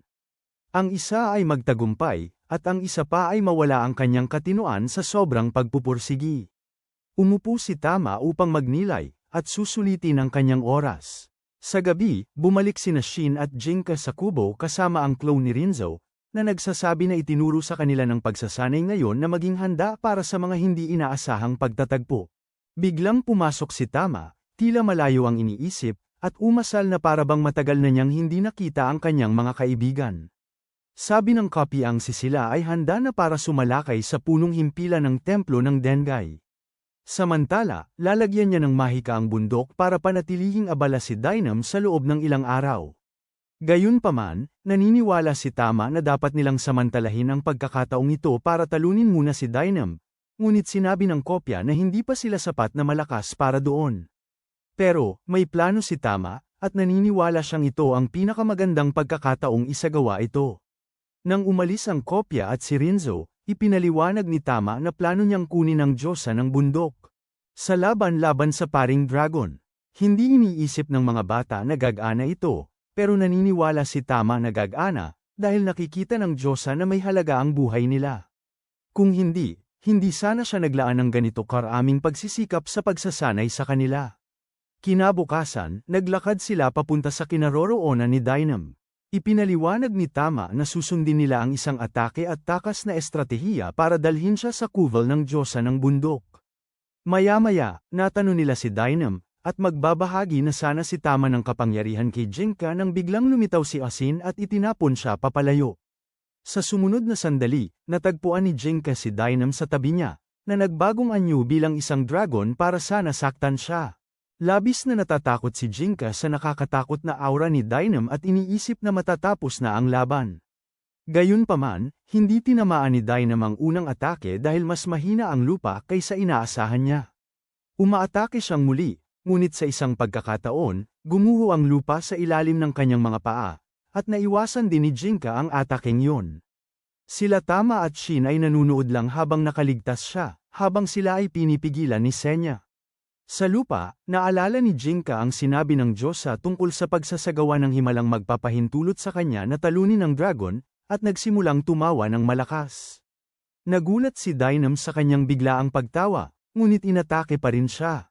Pero ang napalo niya lang ay isang paper doll, kaya ginamit ng Jinka ang kanyang mga agimat para magpadala ng mga espada sa kanyang direksyon. Dinurog ni Denon ang lahat ng iyon sa isang sipa, at napagtanto na ang Jinka sa likuran niya ay isa lamang ilusyon. Akala niya aatakihin siya ng Jinka mula sa himpapawid, ngunit isa rin itong panlilinlang, at ang tunay na Jinka ay lumitaw sa tabi ni Tama at kinuha siya. Ininom niya ang dugo nito at nagbagong anyo bilang espiritu. Sa pagkakataong ito, mayroon siyang 5 buntot sa halip na 4, dahil dinagdagan ni Tama ang kanyang espiritual na kakayahan pagkatapos magnilay sa loob ng 10 taon sa kakaibang lugar. Pinapanood ni Tama si Jinka na harapin ang dragon at iniisip kung makakayang niyang matutunan ang teknikang darating. Sa ika-5 buntot, napagtanto ni Jinka na 3 beses siyang mas malakas kaysa dati, ngunit hindi pa rin ito sapat upang talunin si Denon. Binigyan siya ni Denon ng pagkakataong umatake muna, at ginawa ni Jinka ang kanyang ika-5 buntot bilang isang malaking espada upang salakayin siya. Madaling nakailag si Denon, ngunit napansin niyang wala na si Jinka sa kanyang harapan. Ginamit niya ang malaking espada bilang pang-abala upang makalusot sa likod ng taong dragon, at doon niya ginamit ang kanyang pangwakas na atake, na pinagsasama ang kapangyarihan ng 5 elemento. Ipinadala ni Jinka ang malaking bowlang puno ng sumasabog na espiritual na enerhiya patungo kay Denon, na nagpadala ng isang pagsabog gamit ang kanyang maitim na espiritual na enerhiya, kaya't naibalik ang atake. Pagkatapos kumalat ng usok, nakita namin na nawala ng isang braso sina Jinka at Denon. Dumudugo ng labis si Jinka at natatakot na mamatay dahil dito. Dahil sa takot na ito, lumabas ang kanyang nakatagong lakas, at isang ika-6 na buntot na gawa sa kidlat ang lumitaw sa kanyang katawan. Napagtanto ni Denon na masyado siyang mapanganib para iwanang mag-isa, at lumukso siya ng mataas sa langit upang tapusin si Jinka sa kanyang panghuling sipa. Nagpakawala rin si Jinka ng kanyang kidlat sa kanya, ngunit bago sila magkaharap, lumitaw ang isang kopya ng Diyosa ng bundok sa pagitan nila at pinigilan silang mag-away. Sa isang pitik lang ng kanyang daliri, diniinan niya si Jinka at ipinatawag ang isang burol at ilang matitibay na baging para pigilan si Denon. Sinasabi niya sa kanila na bagalan ang kanilang pag-atake, dahil baka masira nila ang kanyang bundok. Gulat si Senya na napigilan niya ng ganoon kadali ang huling atake ng kanyang Panginoon, at iniisip ni Shin na gumana ang plano ni Tama at naidala nila ang Diyosa ng bundok sa laban. Nauunawaan din niya ito, at sinasabi kay Jinka na naintindihan na niya, pero pagkatapos ay ipinapakita niya ang kanyang madilim na bahagi at sinasabing magbabayad sila ng malaki sa pagkasangkot sa kanya sa labang ito. Sa huli, pinalabas ni Denon ang kanyang kapangyarihan at winasak ang burol na pumipigil sa kanya. Sinasabi sa kanya ng kawangis ng Diyosa na hindi niya kaya siyang talunin sa laban, at ginagamit ang kanyang matinding espiritual na presyon para hilingin sa kanya na humingi ng tawad at umalis. Sinabi ni Denon sa kanya nang mariin na tutuparin niya ang kanyang misyon at hiniling sa clone na umalis. Sabi niya na gusto niya ang pagkalalaki nito, at biglang nagpadala ng malalaking bisig ng lupa para hawakan siya at itulak sa ibabaw ng lupa. Taranta si Senya nang makita ito, at dali-daling sumugod para atakihin ang clone ng Diyosa. Hinawakan din siya nito, at habang tinatakpan nito ang butas kung saan itinapon si Denon, sumigaw si Senya, tinatawag si Denon na ama. Ikinulong ng clone si Denon sa isang bola ng matitibay na baging. Samantala, nawala ang pagbabago ng espiritu ni Jinka, at siya'y bumagsak. Tumakbo sina Tama at Rinzo para tulungan siya, at napagtanto ng huwad na Diyosa na maraming dugo ang nawala kay Jinka, kaya kumuha siya ng binhi mula sa manggas niya at itinanim ito sa sugatan niyang kamay, na nagpahirap sa pagdurugo. Gayunpaman, nilinaw ng huwad na Diyosa na hindi pa rin niya nakakalimutan ang dapat nilang bayaran dahil sa pagmamanipula sa kanya. Tanong ni Tama kung ano ang gusto niya, at biglang lumitaw mula sa lupa ang tunay na Diyosa ng bundok. Sabi niya na malamang ay kukunin niya ang kaluluwa ni Tama at Jinka kapag natapos na nila ang kanilang paglalakbay. Nagtataka si Shin kung seryoso siya sa pagkuha sa kanila, tapos napatingin siya sa braso ni Jinka, at napansin niya na isa pa rin siyang pabigat sa grupo. Pagkatapos, umalis ang grupo kasama si Rinzo para hanapin ang espiritu ng bundok na tinatawag na Tazan, sa layuning iligtas siya. Samantala, nalaman ng mataas na pari na sina Denon at Senya ay nahuli at papalapit na sina Jinka at ang kanyang grupo. Sinabi ng mataas na pari kay Daurin na kahit sugatan si Jinka, malamang na mas malakas pa siya kaysa dati. Si Daurin, sabik sa ideya ng laban, ay nagpayo sa mataas na pari na pag-ibayuhin ang kanyang puwersa, dahil ang pag-asa lamang kay Durham ay hindi magiging sapat sa katagalan. Umalis siya para maghanda sa susunod na laban, habang pinag-iisipan ng mataas na pari kung dapat ba niyang pakawalan ang ikalawang grupo ng mga taong pinalakas ang espiritu. Hindi magtatagal, makikilala ni Daurin ang ikalawang grupo, na tinatawag ang kanilang mga sarili na 10 santo. Hinahamon nila siya sa laban, sinasabing mas magaling sila at hindi na siya kailangan sa templo. Nagbagong anyo si Daurin bilang tigre at ang 10 santo ay nag-anyo rin bilang hayop, ngunit tinalo sila ni Daurin sa loob ng ilang minuto at nagreklamo na masyadong mahina ang bagong henerasyon. Samantala, nagising na si Jinka matapos mawalan ng malay mula noong laban niya kay Denon. Mukha siyang malungkot dahil nawalan siya ng braso, ngunit ginulat niya ang lahat sa pamamagitan ng pagyakap kay Tama at sinasabing na ang kanyang gumana ang plano. Nakahinga siya ng maluwag na nailayo nila si Denon, kahit kapalit nito ang isang braso, si Tama. Gayunpaman, hindi niya kayang sabihin sa kanya na gusto ng Diyosa ng bundok na sakupin ang kaluluwa niya. Iniisip ni Rinzo na parang lalaki ang ugali niya, pero hindi man lang maalala ni Jinka ang pangalan niya. Nagtataka si Shin kung paano nakakatawa si Jinka kahit nawalan siya ng isang braso, pero ipinaliwanag ni Tama na wala silang magagawa kundi tanggapin ito. Pinakiusapan niya si Shin na ngumiti rin, pero sinabi niyang wala siyang karapatang ngumiti dahil hindi niya nailigtas si Shako. Sinubukan siyang aliwin ni Tama, sinasabing posibleng mabuhay muli si Shako paglipas ng ilang siglo. At sumasang-ayon si Shin na magiging maganda iyon at aalis. Saka naman, pinakiusapan siya ni Jinka na bumili ng mga cookies pag-uwi. Sinabi ni Jinka na kahit nawala ang kanyang braso, pakiramdam niya na nasa pinakamaganda siyang kondisyon.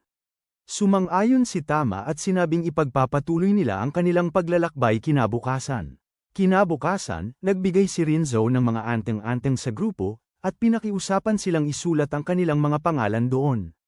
Ipinaliwanag niya na magagamit niya ito sa kanyang summoning technique para tawagin sila kung kailangan. Nagduda si Jinka sa kanyang kakayahan, habang hindi naman maintindihan ni Shin ang konsepto. Nagdesisyon si Rinzo na patunayan ang kanyang kakayahan sa pamamagitan ng pagtawag ng isang uwak mula sa kanyang bundok, na ikinagulat ng lahat. Plano din niyang gamitin ang mga talismang ito para tawagin ang iba pang mga espiritu na gustong lumaban sa templo ng Lengai, pero pinagbabawalan ito ni Tama. Nilinaw niya na ang kanilang laban ay para sa katarungan at para baguhin ang mundo, hindi para sa paghihiganti. Pumayag naman si Rinzo na tatawag lang ng iba pang espiritu kung talagang kinakailangan. Sa wakas, dumating ang grupo sa punong tanggapan ng templo ng Dengai at nagpasyang pumasok muli sa pamamagitan ng pangunahing tarangkahan. Bago yun, tinawag ni Tama si Jinka para makausap ng sarilinan. Ipinakita niya ang kanyang balikat para makainom siya ng kanyang dugo, na magpapalakas sa kanyang espiritual na lalo. Paglapit ni Jinka, isiniwalat niya ang kanyang mga hiling. Kapag nagawa niyang tuluyang maging espiritu matapos makuha ang mga pananaliksik ni Dengai, ang pangarap niya ay pakasalan si Tama. Namumula si Tama nang ipagtapat ni Jinka ang kanyang hangarin na pakasalan siya. Sinusubukan niyang magbiro tungkol sa sitwasyon, sinasabi na kailangan niya munang palakihin ang kanyang katawan. Kung hindi, baka isipin ng mga tao na hindi ito tama. Sumang-ayon si Jinka at lumapit sa kanya sa pamamagitan ng pagdampi sa kanyang balikat. Nakaramdam si Tama ng kakaibang lamig sa pagkakataong ito, at dahil dito tuluyan ng naging espiritu si Jinka. Ngayong nagpapakita ng 6 na buntot, bumalik ang dalawa sa grupo, determinado na pumasok sa punong tanggapan ng templo ng Dengai. Dahil lahat doon ay may gustong pag-usapan sa mga monghe at sa kanilang mga kasama, habang dumadaan sila sa pangunahing pintuan, nakasalubong nila si Daurin, na naghihintay dong mag-isa. Lahat ng ibang monghe ay nakaposisyon para bantayan ang ibang labasan. Agad-agad, nag-anyo si Daurin bilang tigre at nagsimula ang laban. Sumugod si Jinka gamit ang kanyang tansong suntok, pero madali itong nabasag ni Daurin, at sumagot ng isang malakas na atake, kaya natamba si Jinka. Sinubukan siyang atakihin ni Jinka gamit ang kanyang baston, pero walang epekto ang atake. Sinubukan din niyang gumamit ng isa pang kahoy na buntot, pero naiwasan ito ni Daurin at pinatalsik si Jinka gamit ang isang tama na saktong-sakto. Samantala, napansin ni Shin, na halos mawala na ng pasensya, ang isang kawangis ni Haring Shin na nagtatago sa dilim. Agad-agad, binunot niya ang kanyang espada at tinamaan ito, at nawala agad ang kawangis. Mula sa malayo, tumawa ang tunay na Haring Shin at binibiro si Shin, inaanyayahan siyang sumali sa isang laban. Mabilis siyang umalis, at nagbilin si Tama kay Shin na huwag sumigaw ng tulong kung mapanganib siya. Sa pangunahing laban, sinubukan ni Jinka na gamitin ang kanyang buntot na kidlat para atakihin si Daurin, pero nabigo dahil mali ang paggamit niya ng kanyang espiritual na enerhiya, kaya nagkaroon ng pagkakataon si Daurin na sumalakay. Nagpapatuloy ang palitan nila ng suntok, habang iniisip ni Daurin ang kanyang dating pangamba na maging isang mahinang mandirigma. Naaalala niya na hinabol niya si Dynam, isang mas malakas na kalaban, at na ngayon, kahit na mas marami pang espiritual na lakas si Jinka, kaya pa rin niya itong talunin.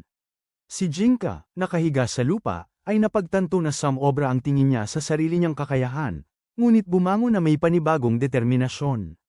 Nagpasya si Jinka na gumawa ng isang tunay na himala, ginagamit ang mga pamamaraan ng lahat ng kanyang buntot nang sabay-sabay upang atakihin si Daurin. Sa kabila nito, nagawa pa rin ni Daurin na itulak siya palayo, ngunit tumawa si Jinka, na sinasabi na nagsisimula na siya. Para maunawaan ang mga galaw ng kanyang kalaban. Sa tulong ng kanyang mga mata ng diwata, kaya na niyang hulaan ang susunod na atake ni Daurin, at tinitignan ng mabuti kung saan nagtitipon ang kanyang lakas. Nang tangkaing muli siyang atakihin ni Daurin, nakaramdam si Jinka ng kakaiba.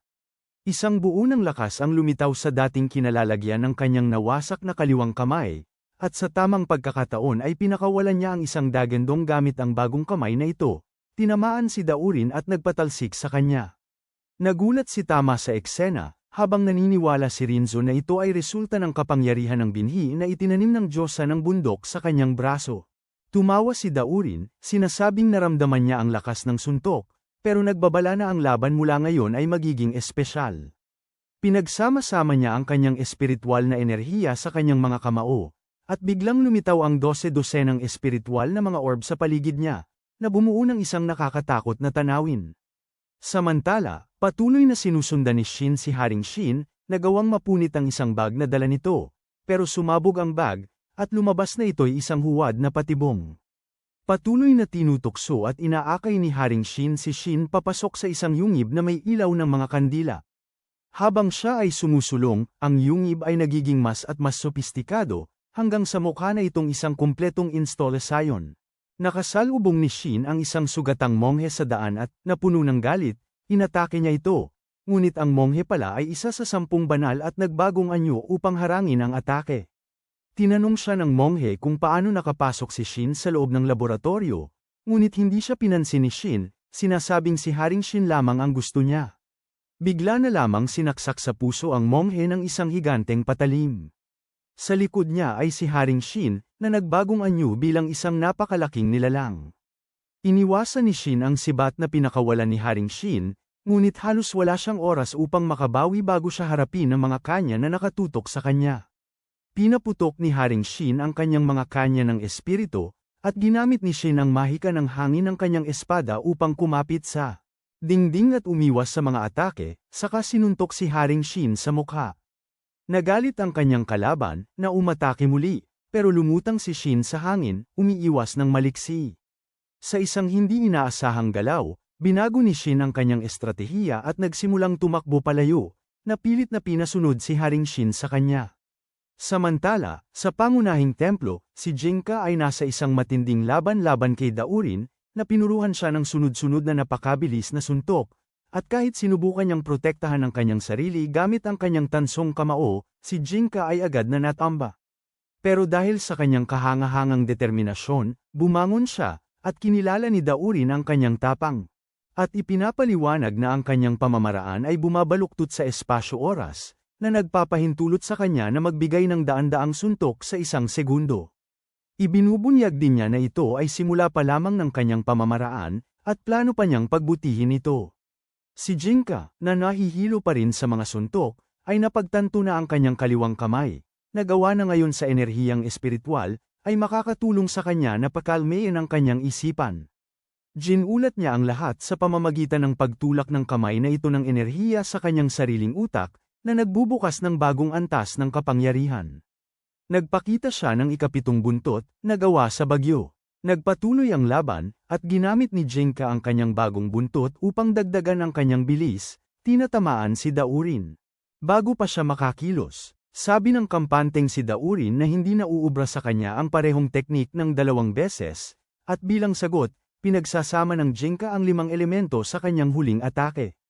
Pinaliligiran niya si Daurin ng atake ng kidlat at hangin at sinubukang pigilan siya.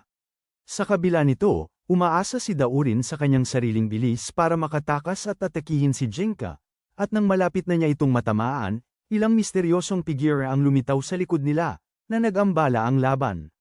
Naguguluhan, tumigil sina Daurin at Jinka, at sa sumunod na sandali tinamaan si Daurin ng malakas na spirit bomb ni Jinka. Tumakbo si Tama papunta kay Jinka, nagtatanong kung nakita niya ang mga kakaibang figure, at kinumpirma niya ito. Pero bago pa nila maintindihan ang nangyari, lumabas si Daurin mula sa usok, punong-puno ng sugat. Tinanggap niya ang kanyang pagkatalo, iniaalok ang kanyang ulo kay Jinka, pero pumagit na si Tama, sinasabing hindi na kailangang may pumatay pa. Inamin ni Daurin na nagkaroon siya ng magandang panahon, at saka bumagsak.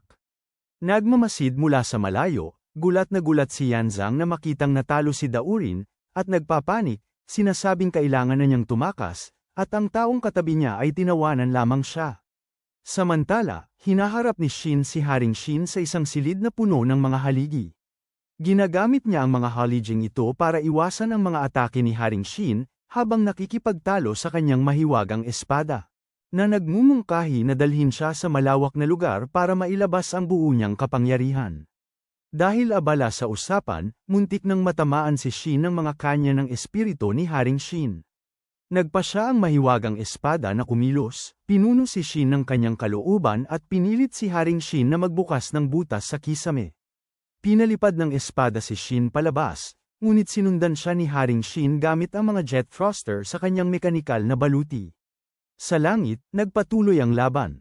Nagpalitan ng suntok si Shin at Haring Shin gamit ang kanilang mga espada, at ang mahiwagang espada ay naging palaisip, hinihiling kay Shin na tumingin sa langit at palayain ang sarili sa kanyang makamundong pagnanasa. Sa kanyang inspirasyon, itinuon ni Shin ang lahat ng kanyang lakas sa isang atake. Kaya't hiniwa niya si Haring Shin at ang kanyang mekanikal na baluti, hinati sa dalawa, ngunit nakaligtas si Haring Shin sa gitna ng mga wasak na kagamitan. Sinubukan niya ang isang huling atake, ngunit inagaw ni Shin ang kanyang armas, at nagsimula silang magpalitan ng mga likido. Sa wakas, nagpakawala si Shin ng isang napakalakas na suntok, winasak ang artipisyal na katawan ni Haring Shin, na nawala ng malay magpakailanman. Napaluhod si Shin at sumigaw ng matanto niyang patay na si Haring Shin. Samantala, lumapit si Jinka sa kanyang mahiwagang espada, na ngayon ay may malay at nagbagong anyo bilang isang espiritu. Iminungkahi ni Tama na umuwi at magpahinga si Shin, ngunit tumanggi siya. Sinasabing hindi siya magpapahinga hanggat nabubuhay pa ang mga halimaw na lumikha ng mga taong pinahusay ang espiritualidad. Habang naglalakad sila, tinanong ni Shin si Jinka kung gusto pa rin niyang maging espiritu, at pareho silang sumang-ayon na sa loob, pareho lang ang mga espiritu at tao. Binanggit ni Jinka na may nakita siyang paraan para baguhin ang kanyang katawan at maging espiritu, ngunit pinagbawalan siya ni Tama na gumawa ng anumang bagay na may kinalaman sa pagbabago ng kanyang utak. Nagtitigan silang dalawa ng mariin, ngunit naantala sila nang magsimulang lumindol. Pinadala ni Rinzo ang kanyang uwak para galugarin ang lugar, at may nakita ang uwak na nakakabahala. Ang Diyos ng bundok, si Tazan, ay nagising. Ang malaking naglalakad na kuta ay mabilis na papalapit, na isang malaking panganib sa kanilang lahat. Nang walang pag-aaksaya ng oras, nagpa siya si Rinzo na tawagin ang Diyosa ng bundok, umaasa na maayos niya ang mga bagay. Ngunit sa pagtataka ng lahat, parang hindi gumana ang pagtawag, at sinubukan ni Tazan na durugin sila sa kanyang napakalaking hakbang. Tumakas ang grupo, at tiniyak sila ni Rinzo, na ipinapaliwanag na ang isang nilalang na kasing lakas ng Diyosa ng bundok ay nangangailangan ng oras upang magpakita. Sa kabutihang palad, lumitaw ang Diyosa, dala-dala ang isang buong bundok isang bundok na may mga paa. Tiningnan ng Diyosa si Tarzan at sinabi na oras na para siyang magpahinga. Sa isang dagok lamang, pinabagsak niya ito. Bumagsak sa lupa ang napakalaking kuta, at sa loob nito, sina Yezen at Kuzunoa ay lubos na natakot. Kinausap niya si Yezen at sinabi sa kanya na isa na lamang ang pagpipilian niya. Ipinakita niya ang kanyang balikat, at walang pag-aalinlangan na kinagat siya ni Yezen.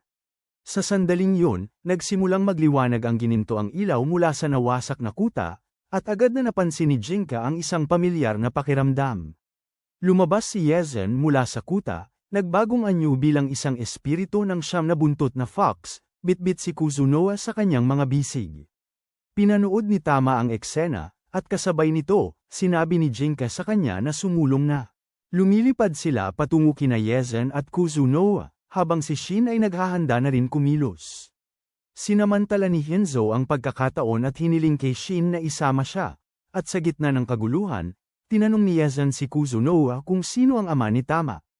Si Kuzunoa, na may mahiwagang ngiti, ay sinagot siya ng isang tanong, tinatanong kung gusto niya talagang malaman. Nagpasya si Yezen na huwag nang ituloy ang usapan, at nagmungkahi na ituon na lang nila ang kanilang pansin sa pagtakas, lalo na't nasa harapan nila ang Diyosa ng bundok. Ngunit hindi balak ng Diyosa na hayaan silang makatakas ng hindi napaparusahan. Pinapaputok niya ang mga puno ng pino na parang mga missile, na sumasabog kapag tumama sa kanilang puntirya. Gumawa si Yezen ng matibay na harang na metal para pigilan ang atake, na nagsasabing kayang daiji ng kaalaman ng tao ang mga halimaw gaya ng Diyosa. Ang pagpupukaw ay lalong nagpagalit sa Diyosa, na sinindihan ang buong bundok sa matinding apoy, dahil nakita niyang hindi na maganda ang sitwasyon. Agad na tumakas sina Yezen at Kuzunoa, subalit, ayaw silang hayaan ni Tama na makatakas. Hiniling niya kay Jinka na itapon siya sa direksyon nila. Sumunod siya, gamit ang kanyang tansong kamao para itulak siya, kaya tinamaan ni Tama si Kuzunoa ng isang direktang sipa sa mukha. Naabutan din ni Jinka si Yezen, at pinakawalan ang kanyang mga buntot para atakihin siya. Ngunit madaling neutralisahin ni Yezen, na nasa anyong Zoro, ang mga atake nito. Ginagamit niya ang dalawa sa natitira niyang buntot para sumalakay, at halos hindi na makapagtanggol si Jinka gamit ang kanyang tungkod. Sa puntong ito, nagpasya ang Diyosa ng bundok na itigil ang sarili niyang atake para hindi mapahamak ang kanyang apprentice. Binalingan naman ni Yezen si Tama. Naiirita siya sa ginawa nito sa kanyang mahal, ngunit sinabihan siya ni Tama na tumahimik dahil usapang pamilya ito. Kinumprante ni Tama ang kanyang ina tungkol sa mga desisyon nito, at si Yezen, na gustong makialam, ay pinigilan ni Jinka. At habang nagpapalitan ng suntok ang dalawa, nagrereklamo si Yezen, at nag-iisip ng tumakas kasama ang isang house. Sa gitna ng laban, tinatanong ni Jinka si Yezen tungkol sa kanyang mga eksperimento at relasyon kay Coco, pero tumawa lang si Yezen at ayaw sumagot, kaya mas lalong inatake siya ni Jinka. Samantala, pinagsasabihan ni Tama ang kanyang ina, pero tumawa lang si Kuzunoa, sinasabing kapag mahal mo ang isang lalaki, kailangan mo siyang tanggapin kung sino siya. Gayunpaman, sinaway siya ni Tama, sinasabing si Jinka at Jinzo, na ama ni Jinka sa kasong ito, ay hindi kailanman gagawa ng mga bagay na hindi mapapatawad tulad ng ginagawa ni Yunzen. Dahil interesado, nagtanong kung umibig ba si Tama kay Jinzo, sinasabing kung ganon. Nauwi siya sa pag-ibig sa ama at anak. Nawala ng imik si Tama sa panunukso, ngunit bumawi siya at sinabing hindi niya maintindihan ang romantikong pag-ibig. Sa halip, sinasabi niyang mahal niya ang lahat ng tao kung sino sila. Naalala ni Tama ang mga unang pagkikita niya kay Jinzo at Jinka, na nagpapatibay na ang pag-ibig niya ay para sa sangkatauhan sa kabuuan. Si Kuzunoa naman, sinusubukan siyang hikayatin na sumama sa kanila, na nagtatalong kaya siyang gawing tao ni Yunzen, ngunit tumanggi si Tama, na nagsasabing tinatanggap siya ng mga kaibigan niya kung sino siya, at determinado, ipinangako niyang pipigilan niya si Jinzen sa anumang paraan. Pero bigla na lang sinabi ni Kuzunoa na si Jinka ay nagiging parang hindi tao. Nang lumingon si Tama, napansin niyang desperado si Jinka, kumakain ng mga espiritual na bahagi para madagdagan ang kanyang kapangyarihan. Ngumiti siya ng bahagya at sinabing ang laman ng isang diyosa ay talagang masarap. Kahit si Jinzen ay nagulat dahil napagtanto niyang kinain ni Jinka ang katawan ng diyosa para sipsipin ang kanyang kapangyarihan. Binabalaan niya si Jinka na hindi magiging maganda ang kahahantungan nito. Bigla, isang masakit na pakiramdam ang bumalat sa katawan ni Jinka at lumabas ang kanyang huling dalawang buntot, isa'y liwanag at isa'y kadiliman. Binabalaan ni Jinzen si Jinka na pumapasok siya sa mapanganib na sitwasyon, at sa ganitong takbo ng pangyayari ay hindi siya manatiling tao ng matagal. Nagsimula ang dalawa sa isang matinding laban, at gumalaw sila ng sobrang bilis patungo sa iba kaya ang nakikita lang ay ang mga bakas ng liwanag na humahati sa hangin. Tila nakakalamang si Jinka, at nagawa niyang umurong si Jinzen, ngunit nababaliw na siya sa proseso. Nang tawagin siya ni Tama, natauhan siya sandali, nakita ang pagkakataon sinusubukan siyang hipnotisahin at kontrahin ni Jinzen. Gayunpaman, nawalan muli ng kontrol si Jinka at sumugod. Sa sandaling ito ipinakita ni Jinzen ang isang anteng-anteng ng pagtawag, at nang susuntukin na sana siya ni Jinka, sumulpot si Tama sa harap ng atake at tinamaan. Pero ilusyon lang pala ang lahat, at kinidnap ni Kuzunoa ang tunay na Tama at naglaho. Si Jinka, sa paniniwalang napatay niya si Tama, ay labis na nasaktan kaya naglalabas siya ng napakasamang enerhiya at sumisigaw sa sobrang sakit. Bigla niyang sinugod si Jinzen sa sobrang galit, pero bago pa man niya ito masaktan, may nangyari at natagpuan ni Jinka ang sarili niya na parabang nakulong sa sarili niyang isipan. Naguguluhan at sumisigaw, habang patuloy na nakikipaglaban ang kanyang walang kontrol na katawan kay Jinzen sa himpapawid. Hawak ni Kuzunoa si Tama bilang bihag habang pinapanood niya ang eksena at tumatawa, at sinasabing si Jinka ay naging parang hindi na tao. Napansin ni Shin na nawawala si Tama, at napagtanto na kinuha siya ni Kuzunoa. Hinihiling niya kay Renzo na hanapin siya, habang siya naman ay nagpas siyang suportahan si Jinka sa laban. Sinusubukan siyang pigilan ni Renzo, sinasabing para na ring pagpapakamatay, pero desidido si Shin na pagbayarin si Jinzen sa kanyang mga kasalanan. Samantala, gumagamit si Jinzen ng mga ilusyon para palibutan ang galit na si Jinka, at inaatake siya mula sa lahat ng direksyon. Nakulong sa kanyang isipan, natanto ni Jinka na ilusyon lamang ang Tama na kanyang napatay, pero ang sakit ng sandaling iyon ay naging dahilan para mawala siya sa kontrol. Sinusubukan niyang magbalik tanong, pero minamanipula siya ni Jinzen, ginagabayan siya patungo sa bundok gata. Plano ni Jinzen na gamitin si JYN para ilihis ang atensyon para makatakas, at nang sumugod si Jinzen para umatake. Biglang sumulpot si Shin at nagawang sugatan siya ng malalim, ngunit nasugatan din siya sa proseso. Bumagsak si Shin sa lupa, malubhang nasugatan, at si Jinka, nang makita si Shin na dumudugo, parang may nabasag sa loob niya. Humiga siyang tahimik saglit, at pagkatapos ang lakas ng gubat ay nagsimulang damaloy patungo sa kanya. Nagulat ang diyosa ng bundok nang makita ito, at inutusan ang kanyang mga uwak na kunin agad si Renzo. Napagpasyahan niyang kailangan nilang umalis doon bago tuluyang sipsipin ni Jinka ang lahat ng lakas ng buhay sa lugar. Nang magulat din si Shinoa sa nakita at nawala ang kanyang konsentrasyon, lumuwag ang hawak niya kay Tama. Sino ang sumasamantala nito para tumakbo papunta kay Jinka? Napagtanto ng diyosa na ang katawan ni Jinzen na kinain ni Jinka, kasama ang ilang natitirang kapangyarihan nito, ay gumaganap bilang isang catalysta, na nagpapahintulot sa kanya na sipsipin ang kapangyarihan ng gubat at ng bundok. Ipinahayag niya na si Jinka ay nagiging isang banal na hayop, isang bagay na mas makapangyarihan pa kaysa sa isang siyam na buntot na fox, at sisirain niya ang lahat bago siya mamatay. Ang mga buntot ni Jinka ay nagsasama sa isa, habang ang mga nakapaligid na puno ay nalalanta at namamatay, nagiging isang higanteng hayop na may 12-dosenang mga buntot. Sa sandaling yun, ang mga espiritual na kapangyarihan ni Tama ay bumalik sa kanya, na nagiging sanhi upang siya ay lumaki ng mabilis. Ang nawawalang kontrol na si Jinka ay sumugod laban kay Renzo at sa uwak. Ginagamit ng diyosa ng bundok ang kanyang kapangyarihan upang iligtas si Renzo, initeleport siya pati na rin ang buong bundok.